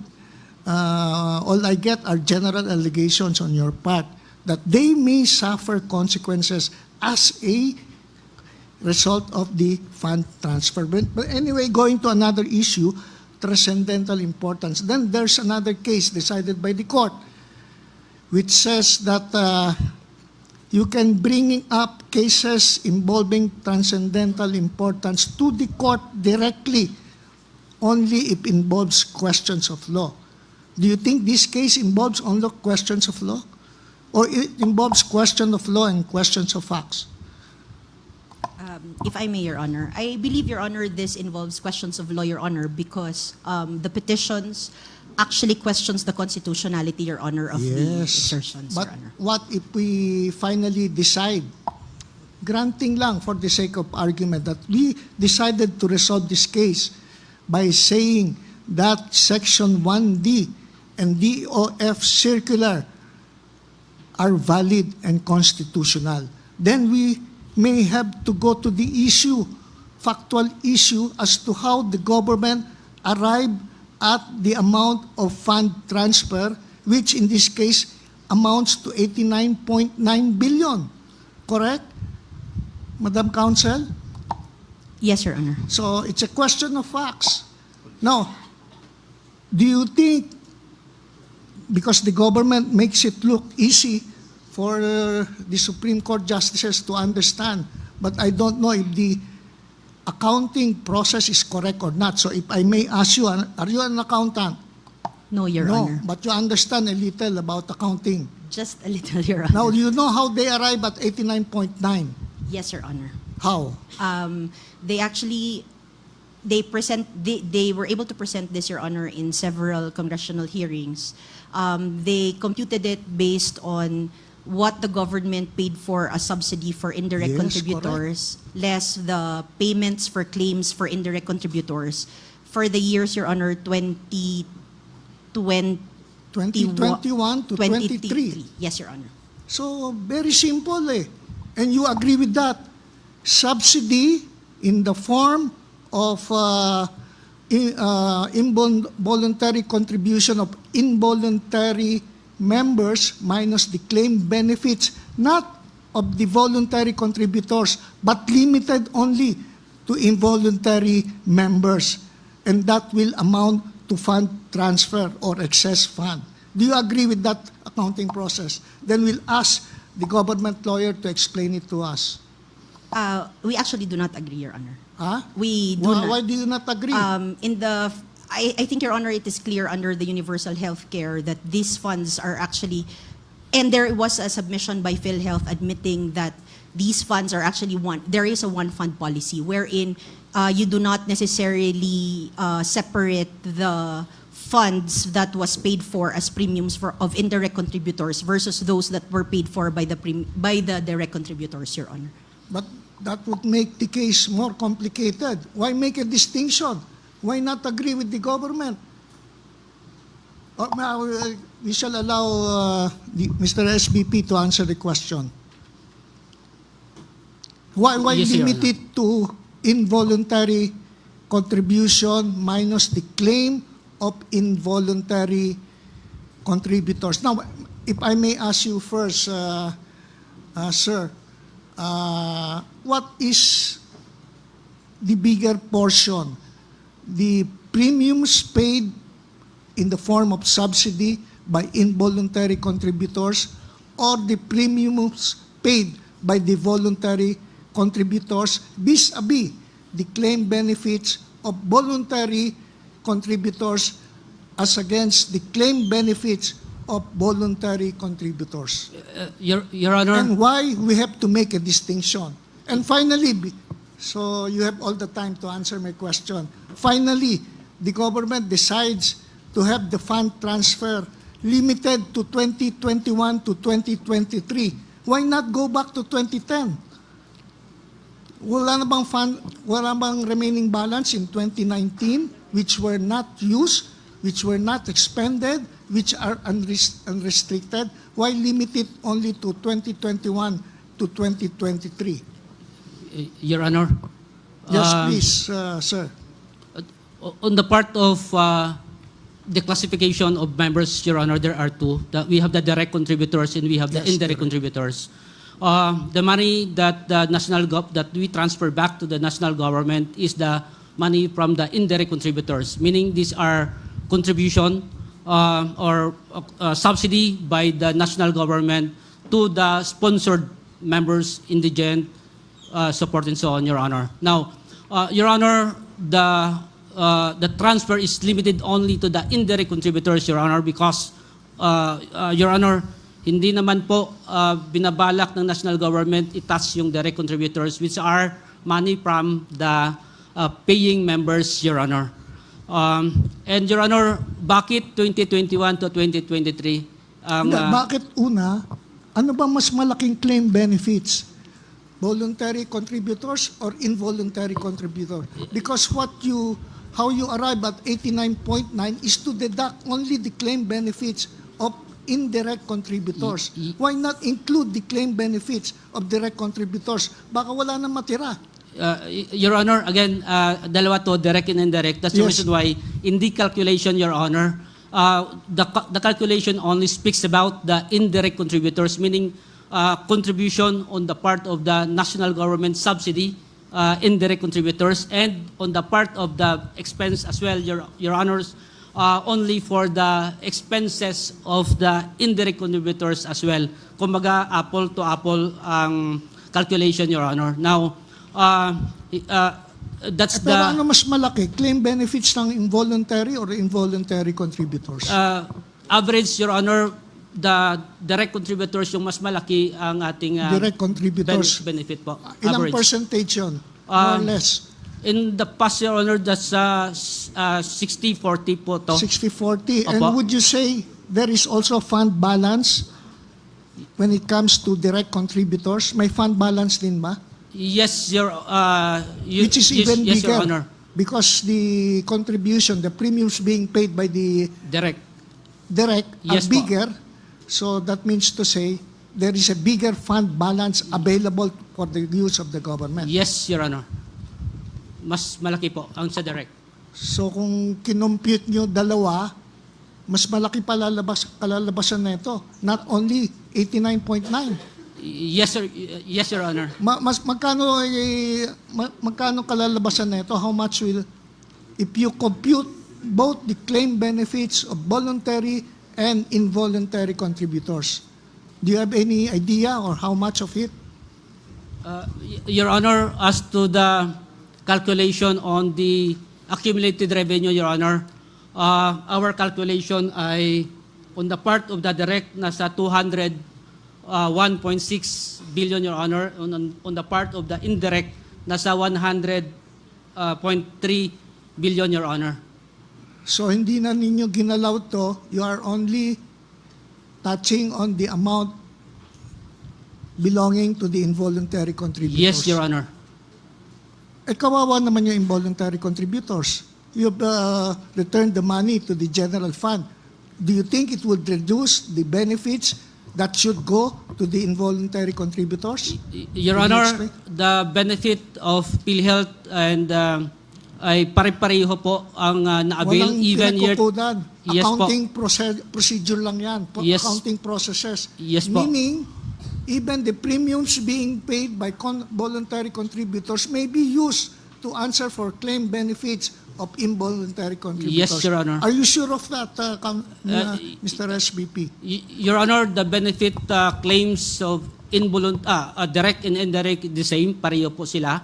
And ano po to, year 2025 po, I still continuously build of the benefit ng ating direct and indirect contributors, Your Honor. When you say fund balance, dating back as far back as 2021, are you telling me that Philhealth did not and was not able to make use of the money available to them?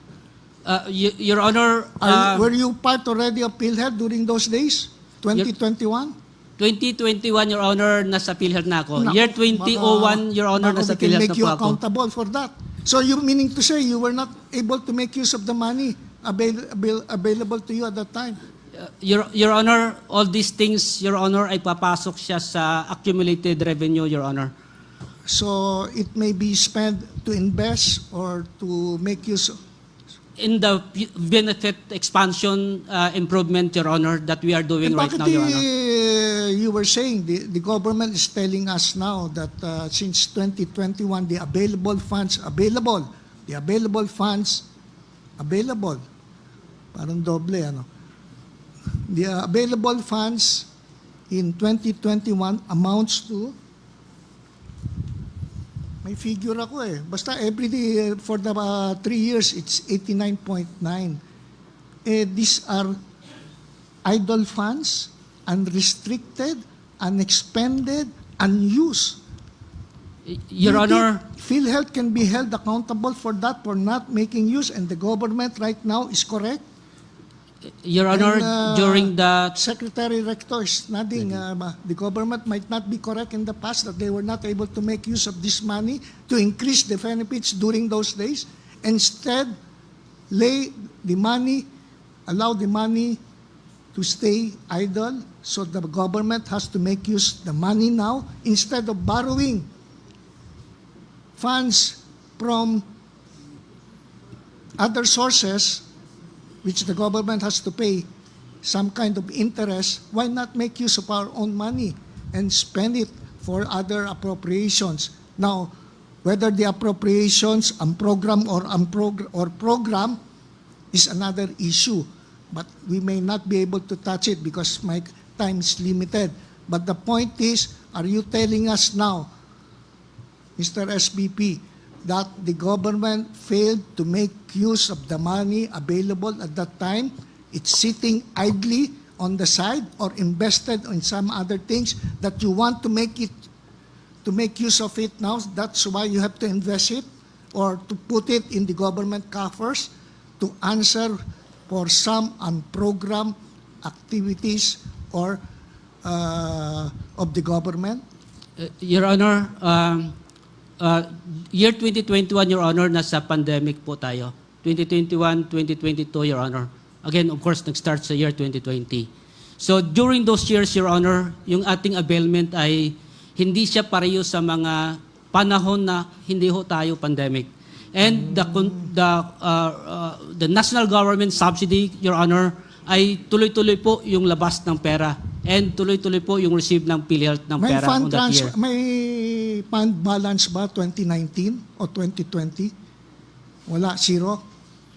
Your Honor, during those years, Your Honor, pumapasok po siya sa reserve fund po natin as presented earlier, Your Honor. Pumasok na sa reserve fund. In 2021, di pumasok sa reserve fund. That's why it's sitting idly in the bank perhaps. And who's earning interest out of it? You know, I used to be part of Philhealth. Many do not know, but during the time of Secretary Estrella, I was a legal consultant. It was during those days that Philhealth was being organized. In fact, we organized it during those days at the regional level. Kami nag-organize yan. We put in some good people to run Philhealth. So meaning to say, Mr. SBP, hindi tayo pwede mag-inhibit nandito na. Mr. SBP, ganun ba yun? Hindi nagagamit yung pera 21, 22, 23? 21, 22, 23, Your Honor, ginagamit naman ang pondo. We are using the money. But of course, Your Honor, because of the pandemic, bumaba yung availment ng kaya benefits. Ng reserve. And the premium, Your Honor, is legislated. Ibig sabihin, tuloy-tuloy because nasa batas po siya. And including, Your Honor, the national government counterpart or the national government subsidy ay pumapasok po sa Philhealth. Do you agree with that, Counsel? If I may, Your Honor. Actually, you can call the others, Yes. other counsel. They knew for a fact that there is something wrong with the accounting procedure being made by the government. Yes, they Your make Honor. it so simple. We understood it, but we do not know if it's the correct procedure. Yes, Your Honor. If I may, Your Honor, with the Yes, permission of the Counsel, Court. please. Even assuming, Your Honor, for the sake of argument that the computation of the government is correct, Your Honor, and which I actually disagree, Your Honor. We disagree, Your Honor, because as we said, this is a social health insurance which should be covering a one-fund policy. But if you look at it, Your Honor, as mentioned by assuming, Your Honor, that the computation is correct, from 2016, Your Honor, to 2020, the indirect premium contributions less indirect benefits claim actually all yielded to negative. Meaning, it was the premium contributions of the direct contributors that were actually used to pay for the negative of the indirect contributors, assuming it is not one fund under the social health insurance. So if you compute it, Your Honor, at least my data is only from 2013, Your Honor, when the Republic Act 10351 was passed. It appears, Your Honor, that Philhealth, from indirect premium contributions versus indirect benefits claim, it was only in the years 2014, 2015, 21, 22, and 23 that there was actually excess. But all the years, it yielded negative. So in short, Your Honor, that is why our argument, Your Honor, is really that based on a social health insurance, this funds is actually one fund, because even if the premium contributions for indirect contributors are less than what the government pays for the claims of the indirect contributors, they never once paid additional, or the Congress never once made additional subsidies, Your Honor, which is also available under Section 10 of Universal Healthcare Act. But it never once did, because these funds, once it goes into Philhealth, is considered as a one fund, whereby the direct contributors' premiums and the indirect contributors' premiums are actually joined together. Yes, Your Honor. You're an accountant, Mr. SBP. Yes, Your Honor. So, you agree with the explanation? Your Honor, they have the different figures from ours, Your Honor. So, which is the correct figures? Of course, Your Honor, we have the data. You're confusing me. We have the data, Your Honor. You have the data, they do not have the data. Your Honor, as presented a while ago, they have the data as well, Your Honor. They have the data, but not the correct data. Your Honor, we have the data, we have the information.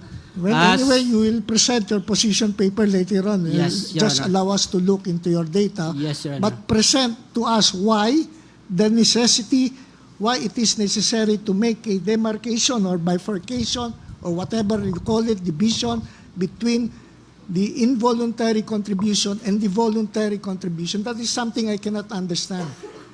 The voluntary, involuntary contributions, why you get fund transfer. And you were telling me a little earlier, if we include the contribution of the involuntary or voluntary contribution, it would even amount to a bigger fund transfer. So you can even transfer a bigger amount than 89.9. Now, if we include the involuntary or voluntary contribution for the year 2021, 22, 23, that will be how much money will be going to the general coffers of the government. If we include the voluntary contribution, because of the pandemic, we were not able to utilize all the money during those days. Your Honor. It's even bigger. Yes, Your Honor. Because the division you said 60-40, 40 only pertains to the involuntary contribution. So just please explain it to us. We don't have that much time, but I hope the next time, God forbid, if we get any kind of sickness, I would not be getting only 2% of my total bill, because we want the intention as made in the Universal Healthcare Law, no Filipino family should suffer economic difficulties as a consequence of one sickness. It's so good. In my case, I have my Supreme Court colleagues, justices of the Supreme Court, who had to shell out from out-of-pocket money. They shell out money just to help me. And it's not from Philhealth. I got some money also from our healthcare provider. But bulk of it, I got it from the Supreme Court. Justices who are more than willing to help a colleague. Thank you, Chief Justice and the justices. So, thank you, counsels. Thank you for your time, and thank you for patiently answering my questions. Thank you, Thank you, Your Honors. Thank you, Justice Jolo. Justice Ricardo Rosario will interpolate. May I request Attorney Colmenares, Congressman Colmenares, to please take the podium. Justice Amy Lazaro Javier has virtually covered all aspects of this petition during her allotted period of interpellation. Yes, Your Honor. I, for one, have questions of my own, but all the points I wanted to raise have practically been addressed or covered by our colleagues' splendid and comprehensive interpellation of the stakeholders in this petition. Do you agree, Congressman? I We Yes like na to lang, yes think na so, lang. Your Honor. Our petition, just to clarify, Your Honor, is about presidential immunity, presidential certification of emergency. Can Congress increase the budget? And can the BICAM insert provisions? Of course, Philhealth will be affected once, if we win our arguments that these are unconstitutional acts, Your Honor. With regards to the Philhealth issue, I think more has to be explained also later on about the impact of So you do this. not agree that that Justice Ami's interpellation was comprehensive? Very comprehensive, Your Okay. Honor. Yes. Now, in fact, Congressman, I'd like to express my gratitude to Justice Ami for capsulizing the issues involved in the instant petition. In the process, I have to admit this, making my job much easier.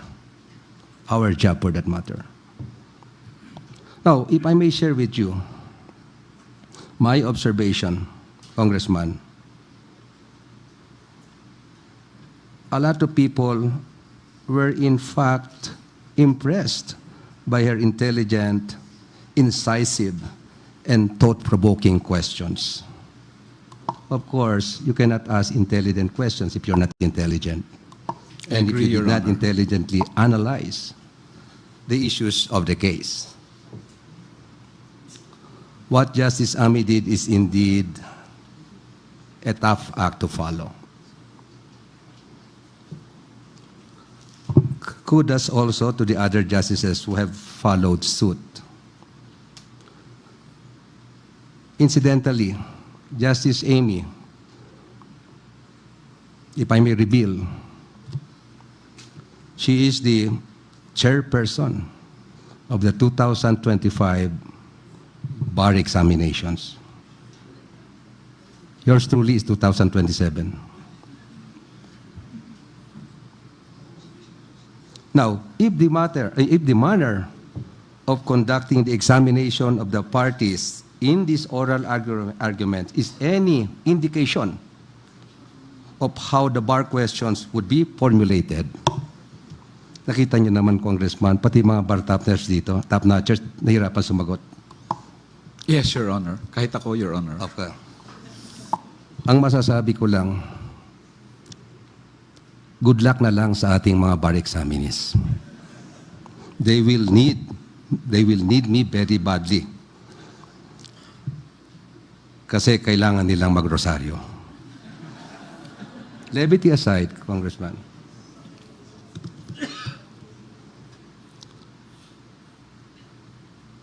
I have a question for your client, Attorney Colmenares, and the other petitioners may, they may also respond should they desire.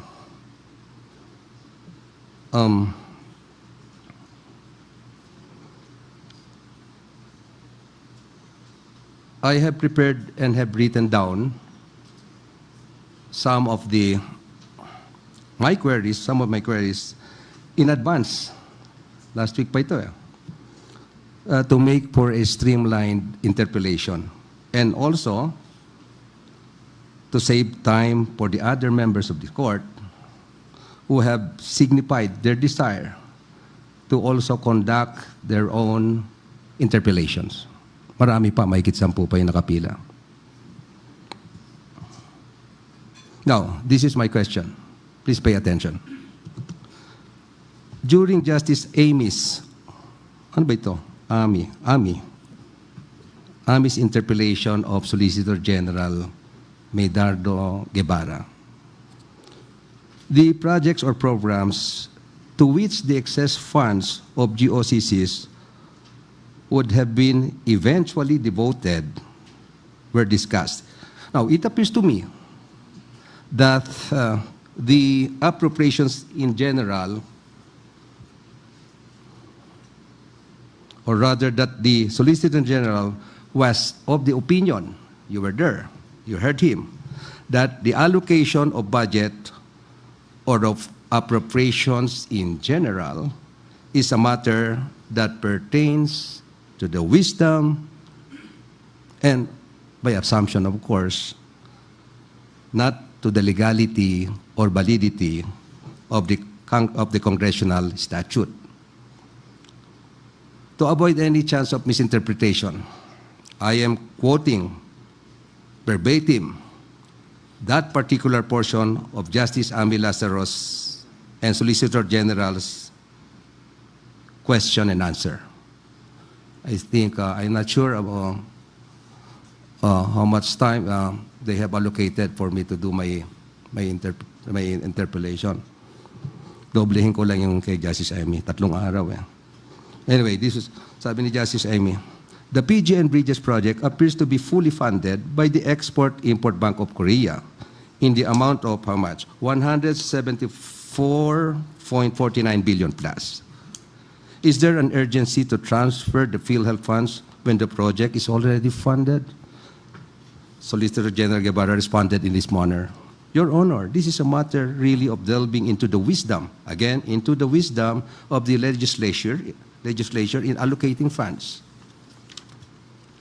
When Justice Amy Lazaro Javier stressed the apparent anomaly in sourcing funds for a project for which funding has previously been made available, Solgen Guevara answered, Your Honor, one consideration by the Congress in doing so is a determination of when a project is already implementable. So if a project that has already been identified and sufficiently funded is considered to be non-implementable for the given fiscal year, then I think, this is Solgen Guevara speaking, di ako then I think he can more or less validate and confirm if I quoted him accurately and correctly. Then I think it is the decision of the Congress in the exercise of its policy or wisdom, so to speak, to move it to the unprogrammed appropriations for the meantime. Okay? Now, a principle in political law is that the court cannot generally question the wisdom of the statutes passed by the Congress. Tama?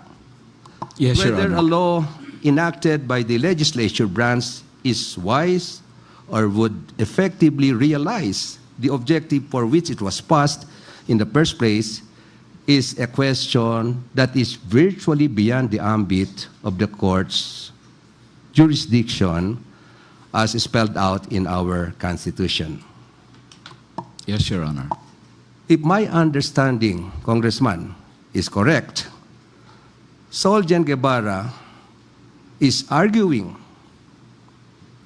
that allocation of funds is basically a political question and thus cannot be the subject of inquiry by the judiciary. Now, Attorney Nery Calmonares, as a former member of the House of Representatives who should be familiar with budget allocation under the General Appropriations Bill or Act, what is your take on this matter? In other words, can you comment on how congressional wisdom, as mentioned by the good Solicitor General, may override the prohibition against the use of Philhealth funds for other matters or projects such as infrastructure projects, peace negotiations? I think the Panay Guimaras Negros Island, BGN Island Bridges project was also cited. Go ahead.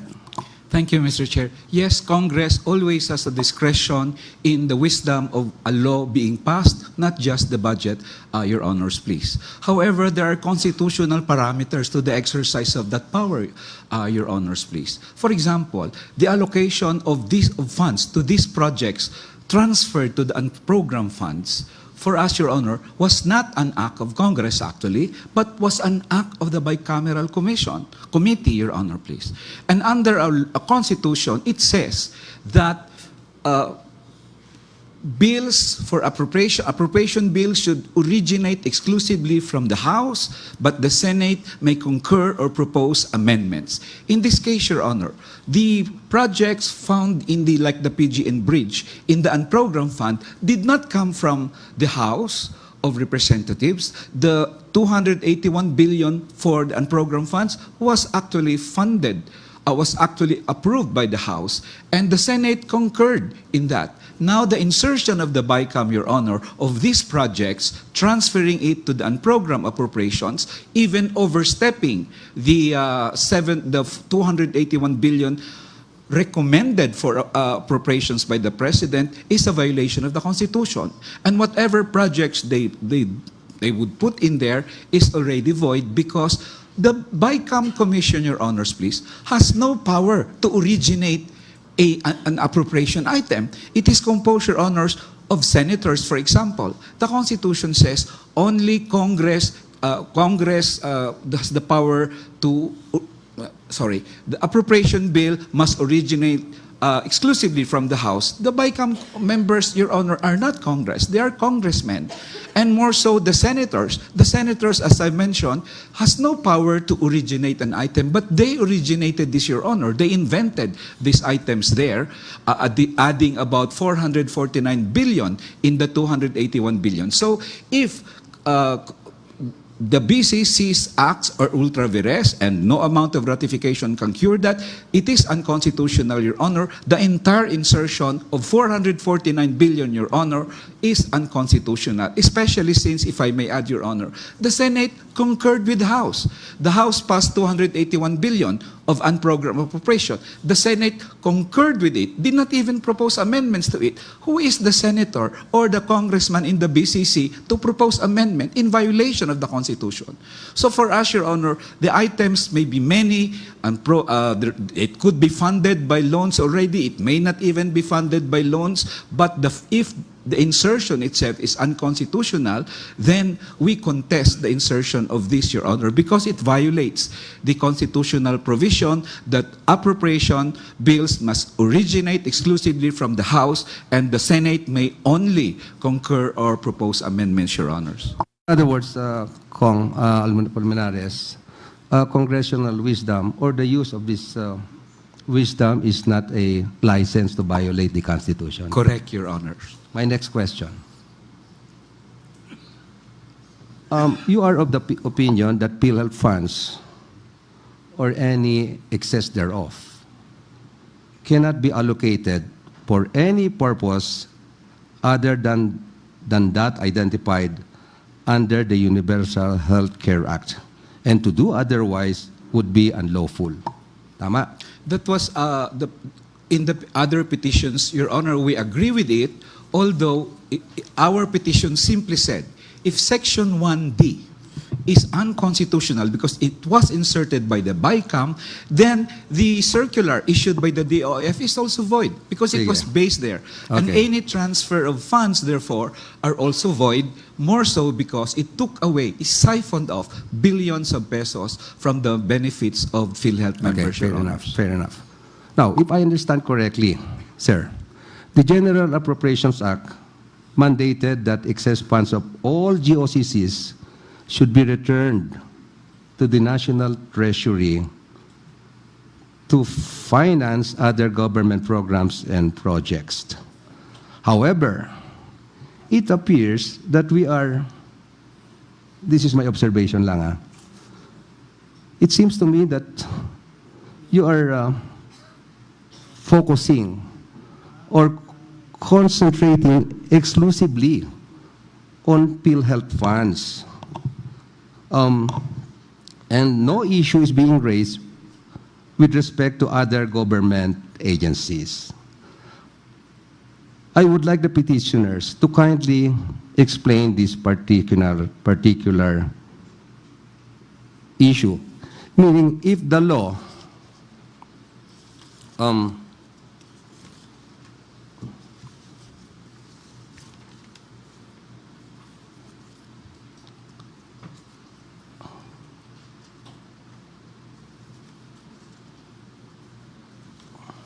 nawala na ako. hold on for a while.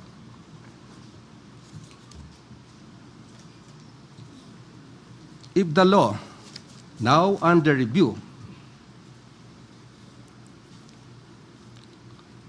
would have only required the remittance of excess funds of all other GOCCs with the exception of Philhealth, would you still raise the same objections?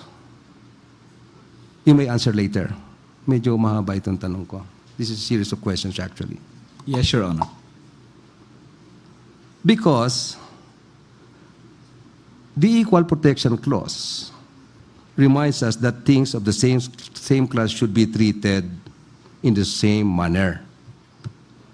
In filing the instant petitions, are you seeking to protect only the excess funds of Philhealth and not those of the other agencies or GOCCs covered by the law in dispute?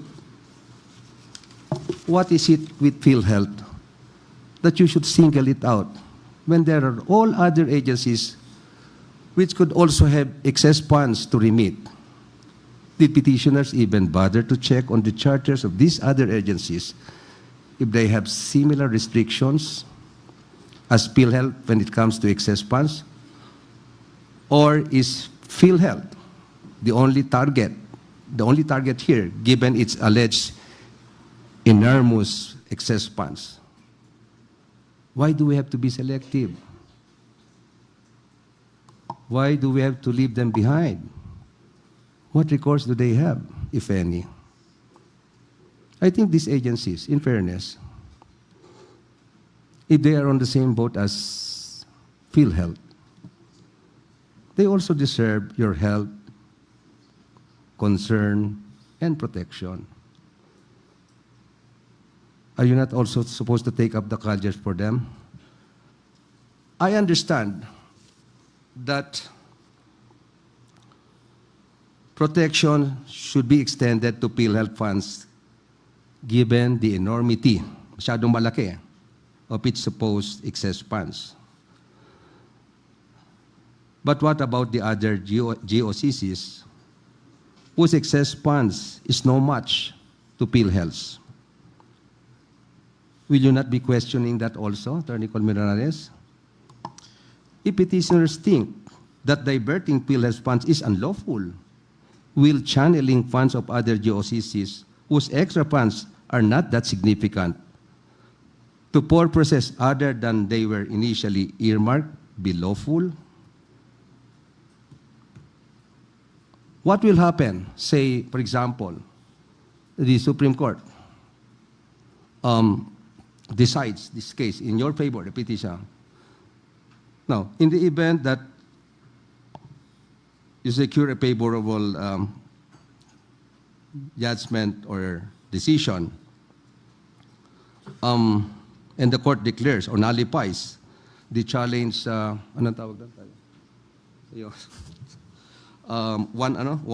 Item 1D, for being violative of the Constitution as maintained by the petitioners.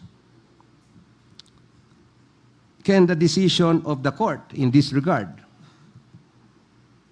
be also applied in the other GOCCs who were not included or impleaded in this petition? Lastly, will all the transfer of funds of these other GOCCs be likewise declared to be unlawful? Okay, it's your turn. Thank you, Your Honor. Yes, you are right, Your Honor. We should be concerned with all GOCCs. That is why, Your Honor, ang tinamaan dito is Philhealth and PDIC. We mentioned PDIC, Philippine Deposit Insurance Corporation, 100 billion, 89.9 billion Philhealth. But we are also concerned with other GOCCs, Your Honors. That's why we challenge Section 1D. Because Section 1D, if we win that case, it pertains to all GOCCs. Because that is where the power to transfer stems. The circular being assailed here from the DOF stemmed from Section 1D. Kaya hindi kami nag-question, Your Honor, ng Philhealth lang. Kinwestiyon namin ang ugat ng bakit nalipat ang PhilHealth, which is Section 1D. We believe, as long as Section 1D is there, it may be PhilHealth now, we may win PhilHealth, it could be GSIS or SSS later. Ang mga kasamahan kong kongresista, Your Honor, wag naman yung kalusugan ng miyembro, wag naman yung pensyon ng miyembro. Kaya we are so concerned na baka pati yon ay gagalawin nila, kaya we question Section 1D, Your Honor, which is the root of the transfer of inunahan funds. nyo na. Yes, Your Honor. Kasi unconstitutional talaga, Your Honor, at baka kung sino pang GOCC ang maisip nila later if Section 1D survives. Thank you, Congressman Attorney Colmenares. Can I, Madam Clerk of Court, can I request the Secretary of Finance to also take the podium? The current. Senator Recto, I'm sorry, as Secretary Recto. If that's okay, Sarah.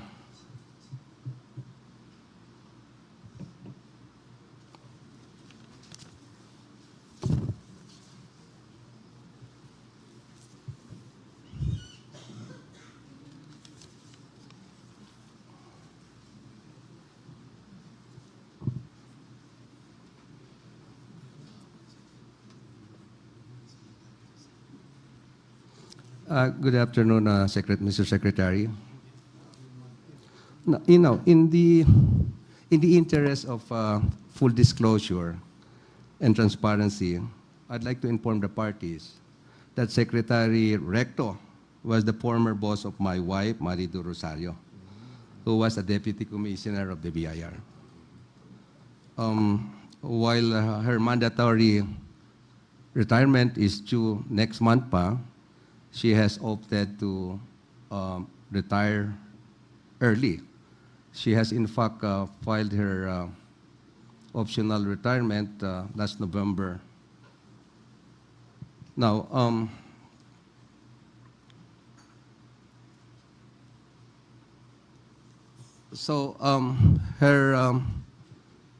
her employment in the BIR would have been a ground for my voluntary inhibition. But since she's no longer with the BIR, I guess there's no need for me to recuse myself from these proceedings, from this case. Okay lang ba? Okay.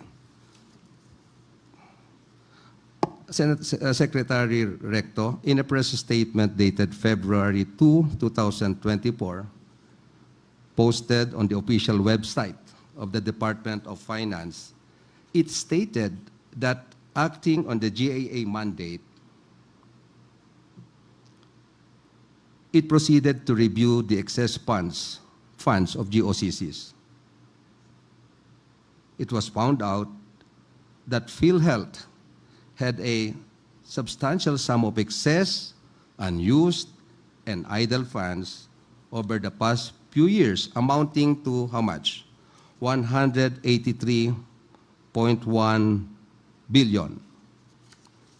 So it appears that an extensive review of the financial statements of all GOCCs was conducted and revealed that Philhealth had accumulated a substantial sum of excess, unused, and idle funds over the past few years, amounting to, yun nga, 181.1 billion.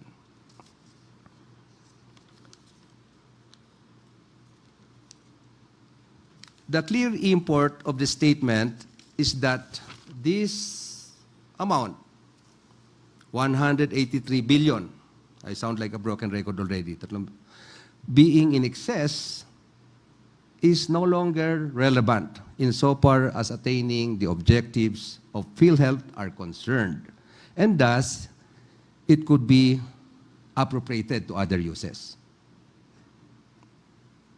In the same press statement, Secretary, DOF said that it exercised a, open quotation, prudent and moral decision to limit the return of the excess, idle, and unused government subsidies from 2001 to 2023, thus arriving at 89.9 billion.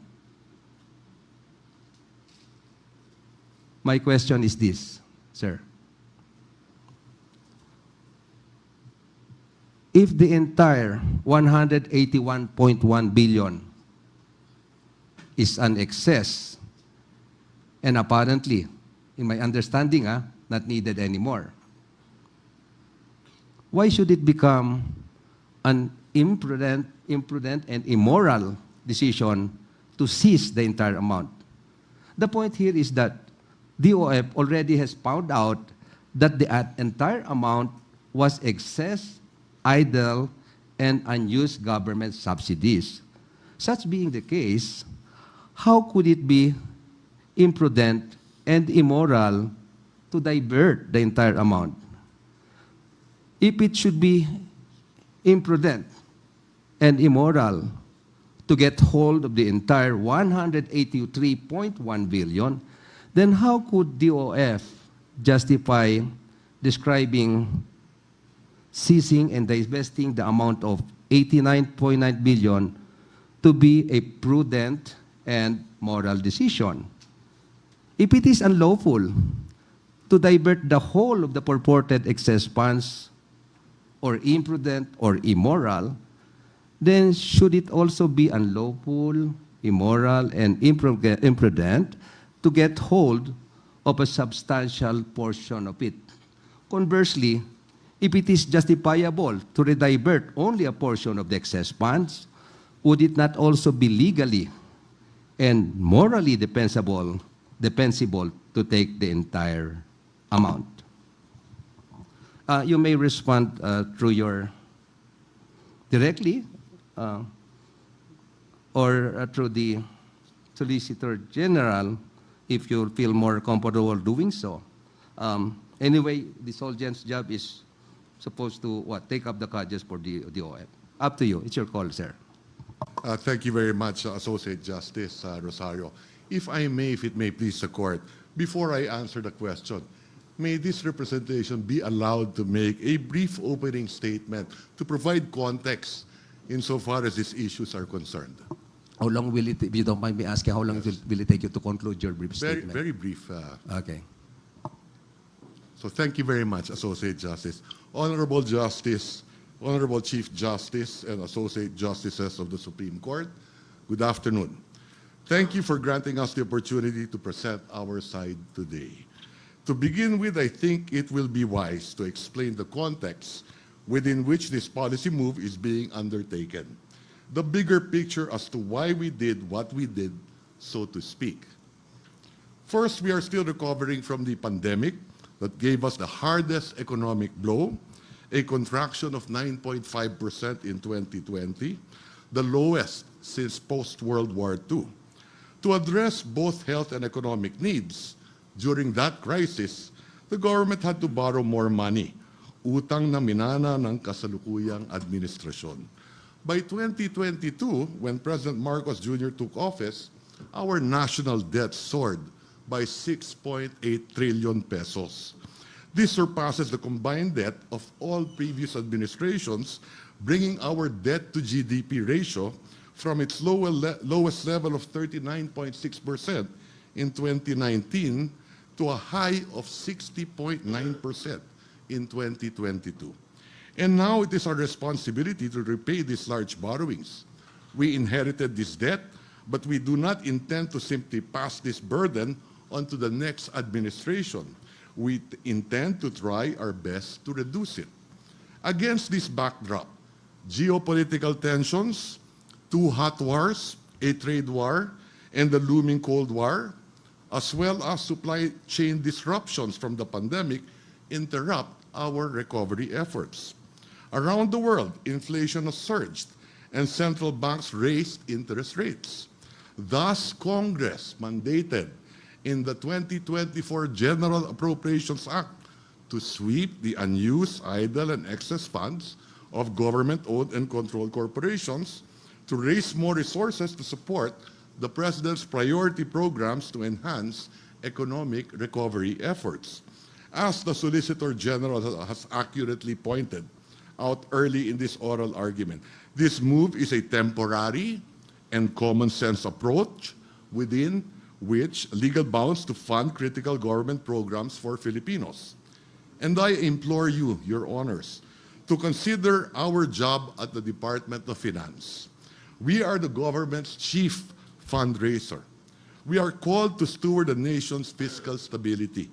It is our duty to put every peso to work for the people.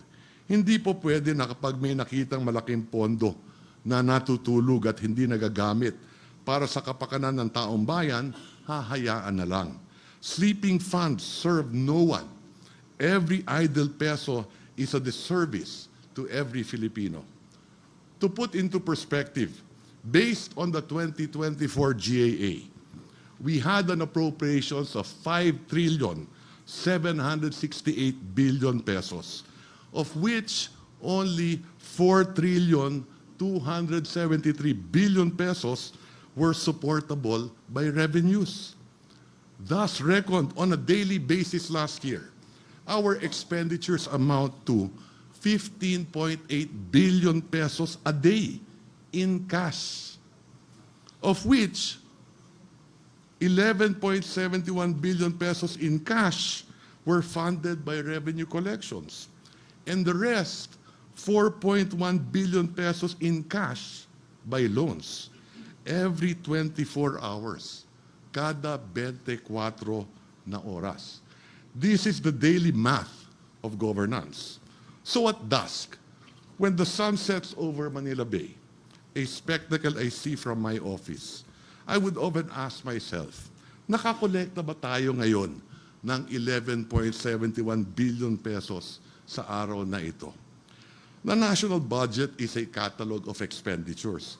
Every item therein has a price tag, paid in taxes, non-tax revenue, or by debt. Our role in the DOF is to pick the tab of what the budget has ordered. Kung kulang, we pay in credit. And we are wary not to max out the National Philippine Credit Card. Thus, this move to sweep the unused excess idle funds of GOCCs is in line with the principles of our medium-term fiscal framework to ensure the country's macro-fiscal stability. And that is to consolidate all public resources so that these are mobilized and utilized to gain the maximum benefit and high multiplier effects for the economy and the Filipino people. This framework ensures that we reduce our fiscal deficit from a high of 8.6% of GDP in 2021 to only 3.7% in 2028. Last year, we already hit our target of reducing this to 5.7%. This will allow us to sustainably reduce our national government debt to 56.3% in 2028. And just as what we did during the pandemic through Bayanihan 1 and 2, we see this as a Bayanihan 3.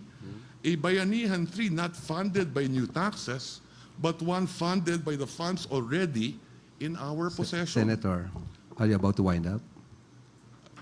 Just a few more minutes, then I will happily answer all your questions. Just to Hindi provide nilagay pala yan, context. di po nasasagot yung tanong ko. I'm sorry? It's okay. Yes, thank Please proceed. you. Thank you. But one funded by the funds already in our possession. A Bayanihan 3 that mobilizes all our available resources, all idle, excess, and civic public funds to help the economy recover faster, create more jobs, increase incomes, and reduce poverty in the process. We wouldn't be doing our job, Your Honors, if we willfully neglect our duty to exercise fiscal prudence in this matter just because it is unusual. We wouldn't be doing our job if we clung to convention over common sense. And now let me respond to some points brought up during the previous sessions. First, why Philhealth? Alinsunod po sa batas.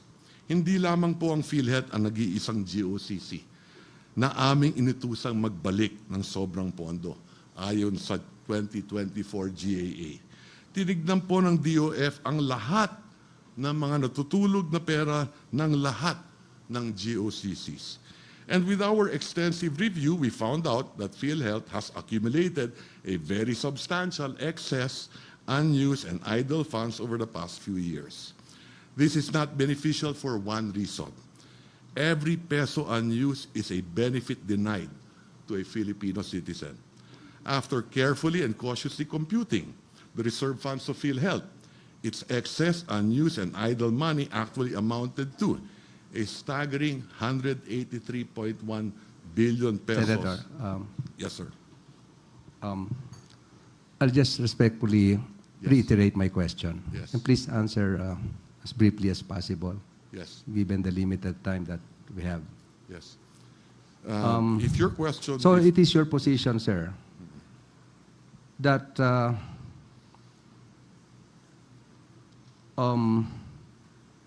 if the funds is considered by your office as excess, idle, and unused, meaning no longer relevant insofar as attaining the objectives of that GOCC, whether Philhealth or whatever, it could be appropriated to other uses.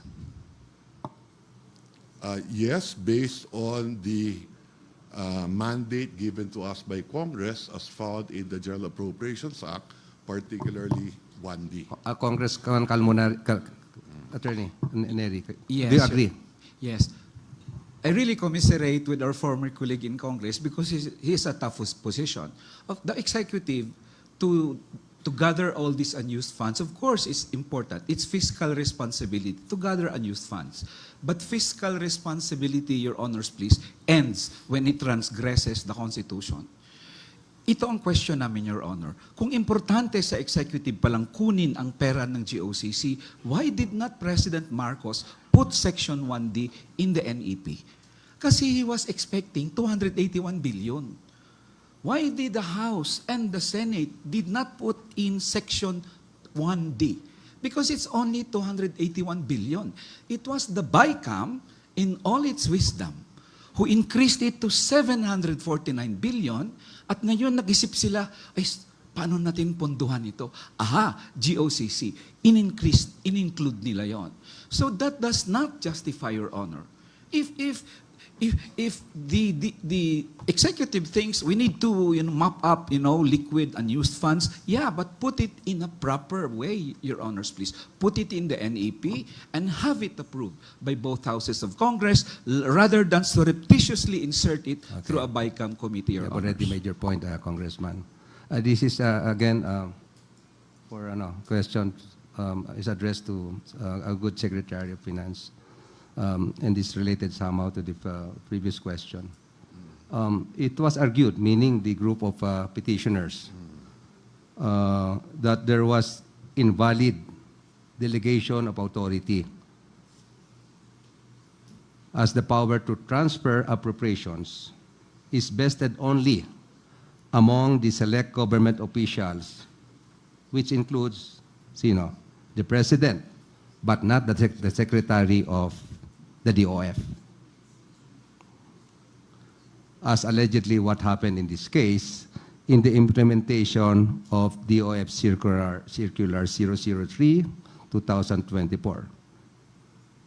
Now, Mr. Secretary, how will you reconcile this argument with the doctrine of qualified political agency, which postulates that the heads of the various executive departments, including the DOF Secretary, are the alter egos of the President, and thus the actions taken by such heads in the performance of their official duties are deemed the acts of the President unless the President himself should disapprove such acts? With all due respect, Associate Justice, I will leave the legal arguments to our Solicitor General, and I will confine my responses to the policy at hand. May I request Sergeant Guevara to please take the mic? The mic. Please use the mic. Good afternoon, Your Honor. Your Honor, that constitutional provision is not at all applicable because that provision speaks of savings. And savings, as defined in NAGAA and as ruled by this honorable court, pertains to that portion or that balance of an appropriated amount that is no longer needed for certain reasons, like the project for which that fund has been allocated has already been completed, or that project or program has been finally abandoned, or for the reason that due to some efficiency measures taken by that government agency, then certain amounts were saved. So it is that concept of savings, Your Honor, that is referred to under Section 29(3) of Article 6 of the Constitution, for which only the President, the Chief Justice of the Supreme Court, the heads of the Constitutional Commissions, the Senate President, and the Speaker of the House are authorized to transfer or to effect, to augment another item in their respective appropriations. So that is not the one that is the subject of Section 1D of the GAA 2024. Congressman, okay, you're already excused. I have one last question for Secretary Recto. Short lang po. Which other GOCC or GOCCs, meaning other than Philhealth, have remitted their fund balances to the National Treasury pursuant to item 1D of the 2024 GAA? And how much was each remittance? Were those remittances already spent? If so, for what purpose? My second last question. If the court were to direct the government to return to Philhealth and the other GOCCs their respective remittances, can the government comply with such directive? What impact will such ruling have on the financial position of the government? Kindly elaborate. Yes, thank you very much, Associate Justice. There is another GOCC that did remit to the National Treasury, and this is the PDIC, roughly about 104 billion. We could submit to the court the list of projects that that remittance was funded, including the Salary Standardization Law 6 for government employees. Now, having said that, Mr. Bray, I think your last question was, will the government comply with a ruling of the Supreme Court? Yes, and what will Yes. happen to the government? Yes. After that? Naturally, if the government were to tell the executive to return the money, we will include that in the National Expenditure Program for 2026. But having said that, assuming if the ruling were for 2025, that will add a fiscal pressure to our deficit. And that would entail us not hitting our deficit targets this year. And if we miss that, then we may not attain our coveted credit rating upgrade that we foresee in the next 18 months. Thank you, Secretary. Yes, thank you. Can I, Madam Clerk of Court, can I also call to the podium the members of the panel of experts, amicus curiae? I'm sorry.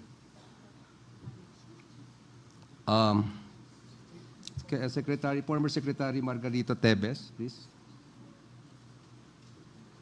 For the benefit of the audience, especially the non-lawyers who have been closely monitoring the proceedings in these cases,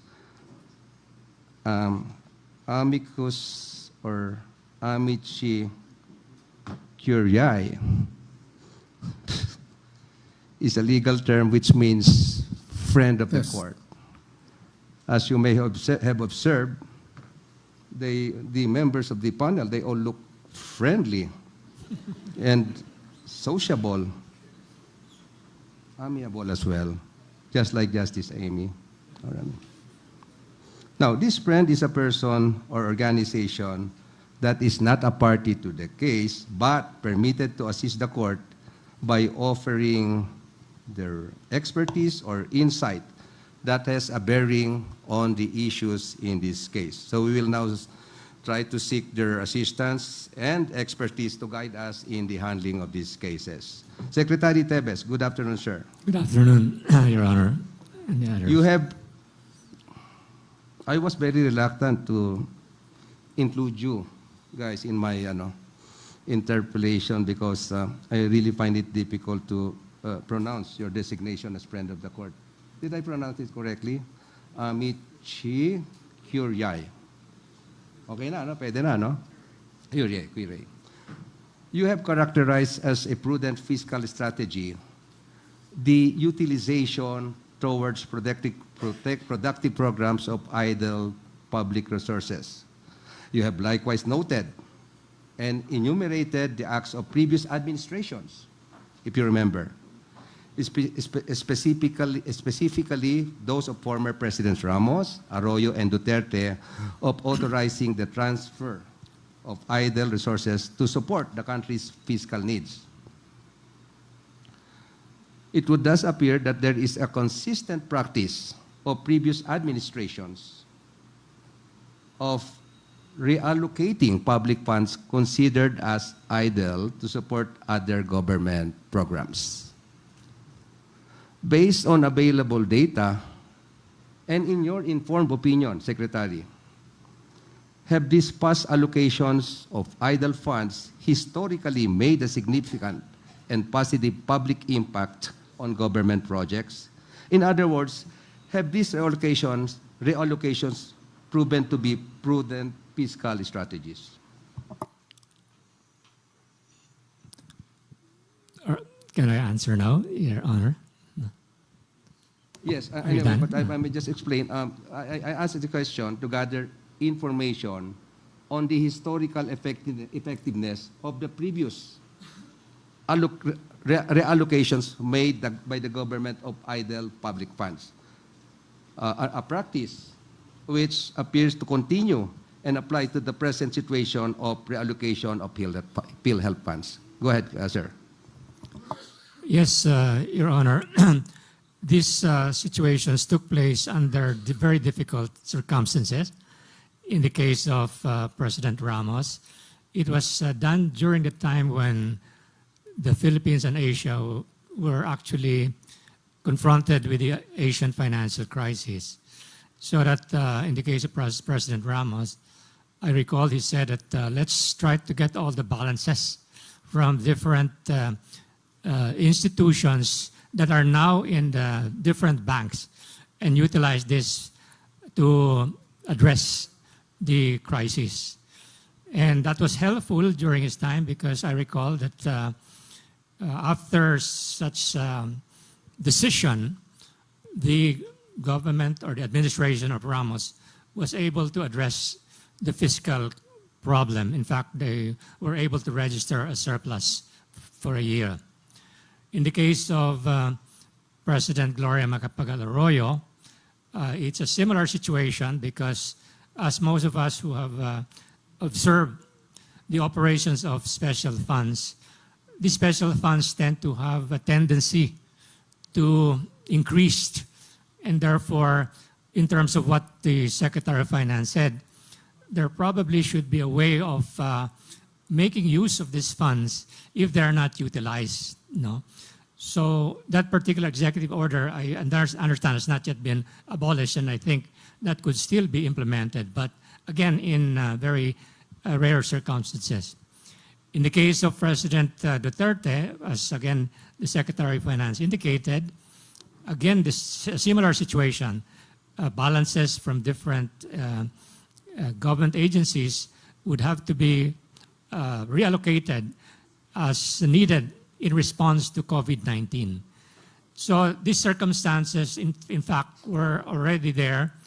But of course, even in the case of the 2024, again, the effects of the COVID have actually been actually permeated all the way to 2024. There were, of course, other considerations, but there was a fact here that indeed the amount of the unprogrammed appropriations increased from about 280 to about 700. Historically, Your Honor, the average is about only 5% of the General Appropriations Act. 2024 was about 13%. No. A prudent number, more or less, would be about 5%. No. So, as to your question, yes, there were similar instances. Thank you. Thank you, Secretary, for sharing your thoughts on these issues. Now it will be the turn of Dr. Beverly Ho, Lorraine C. Ho. So, Dr. Beverly Ho is not around. sorry. Anyway, that's supposed to be my last question.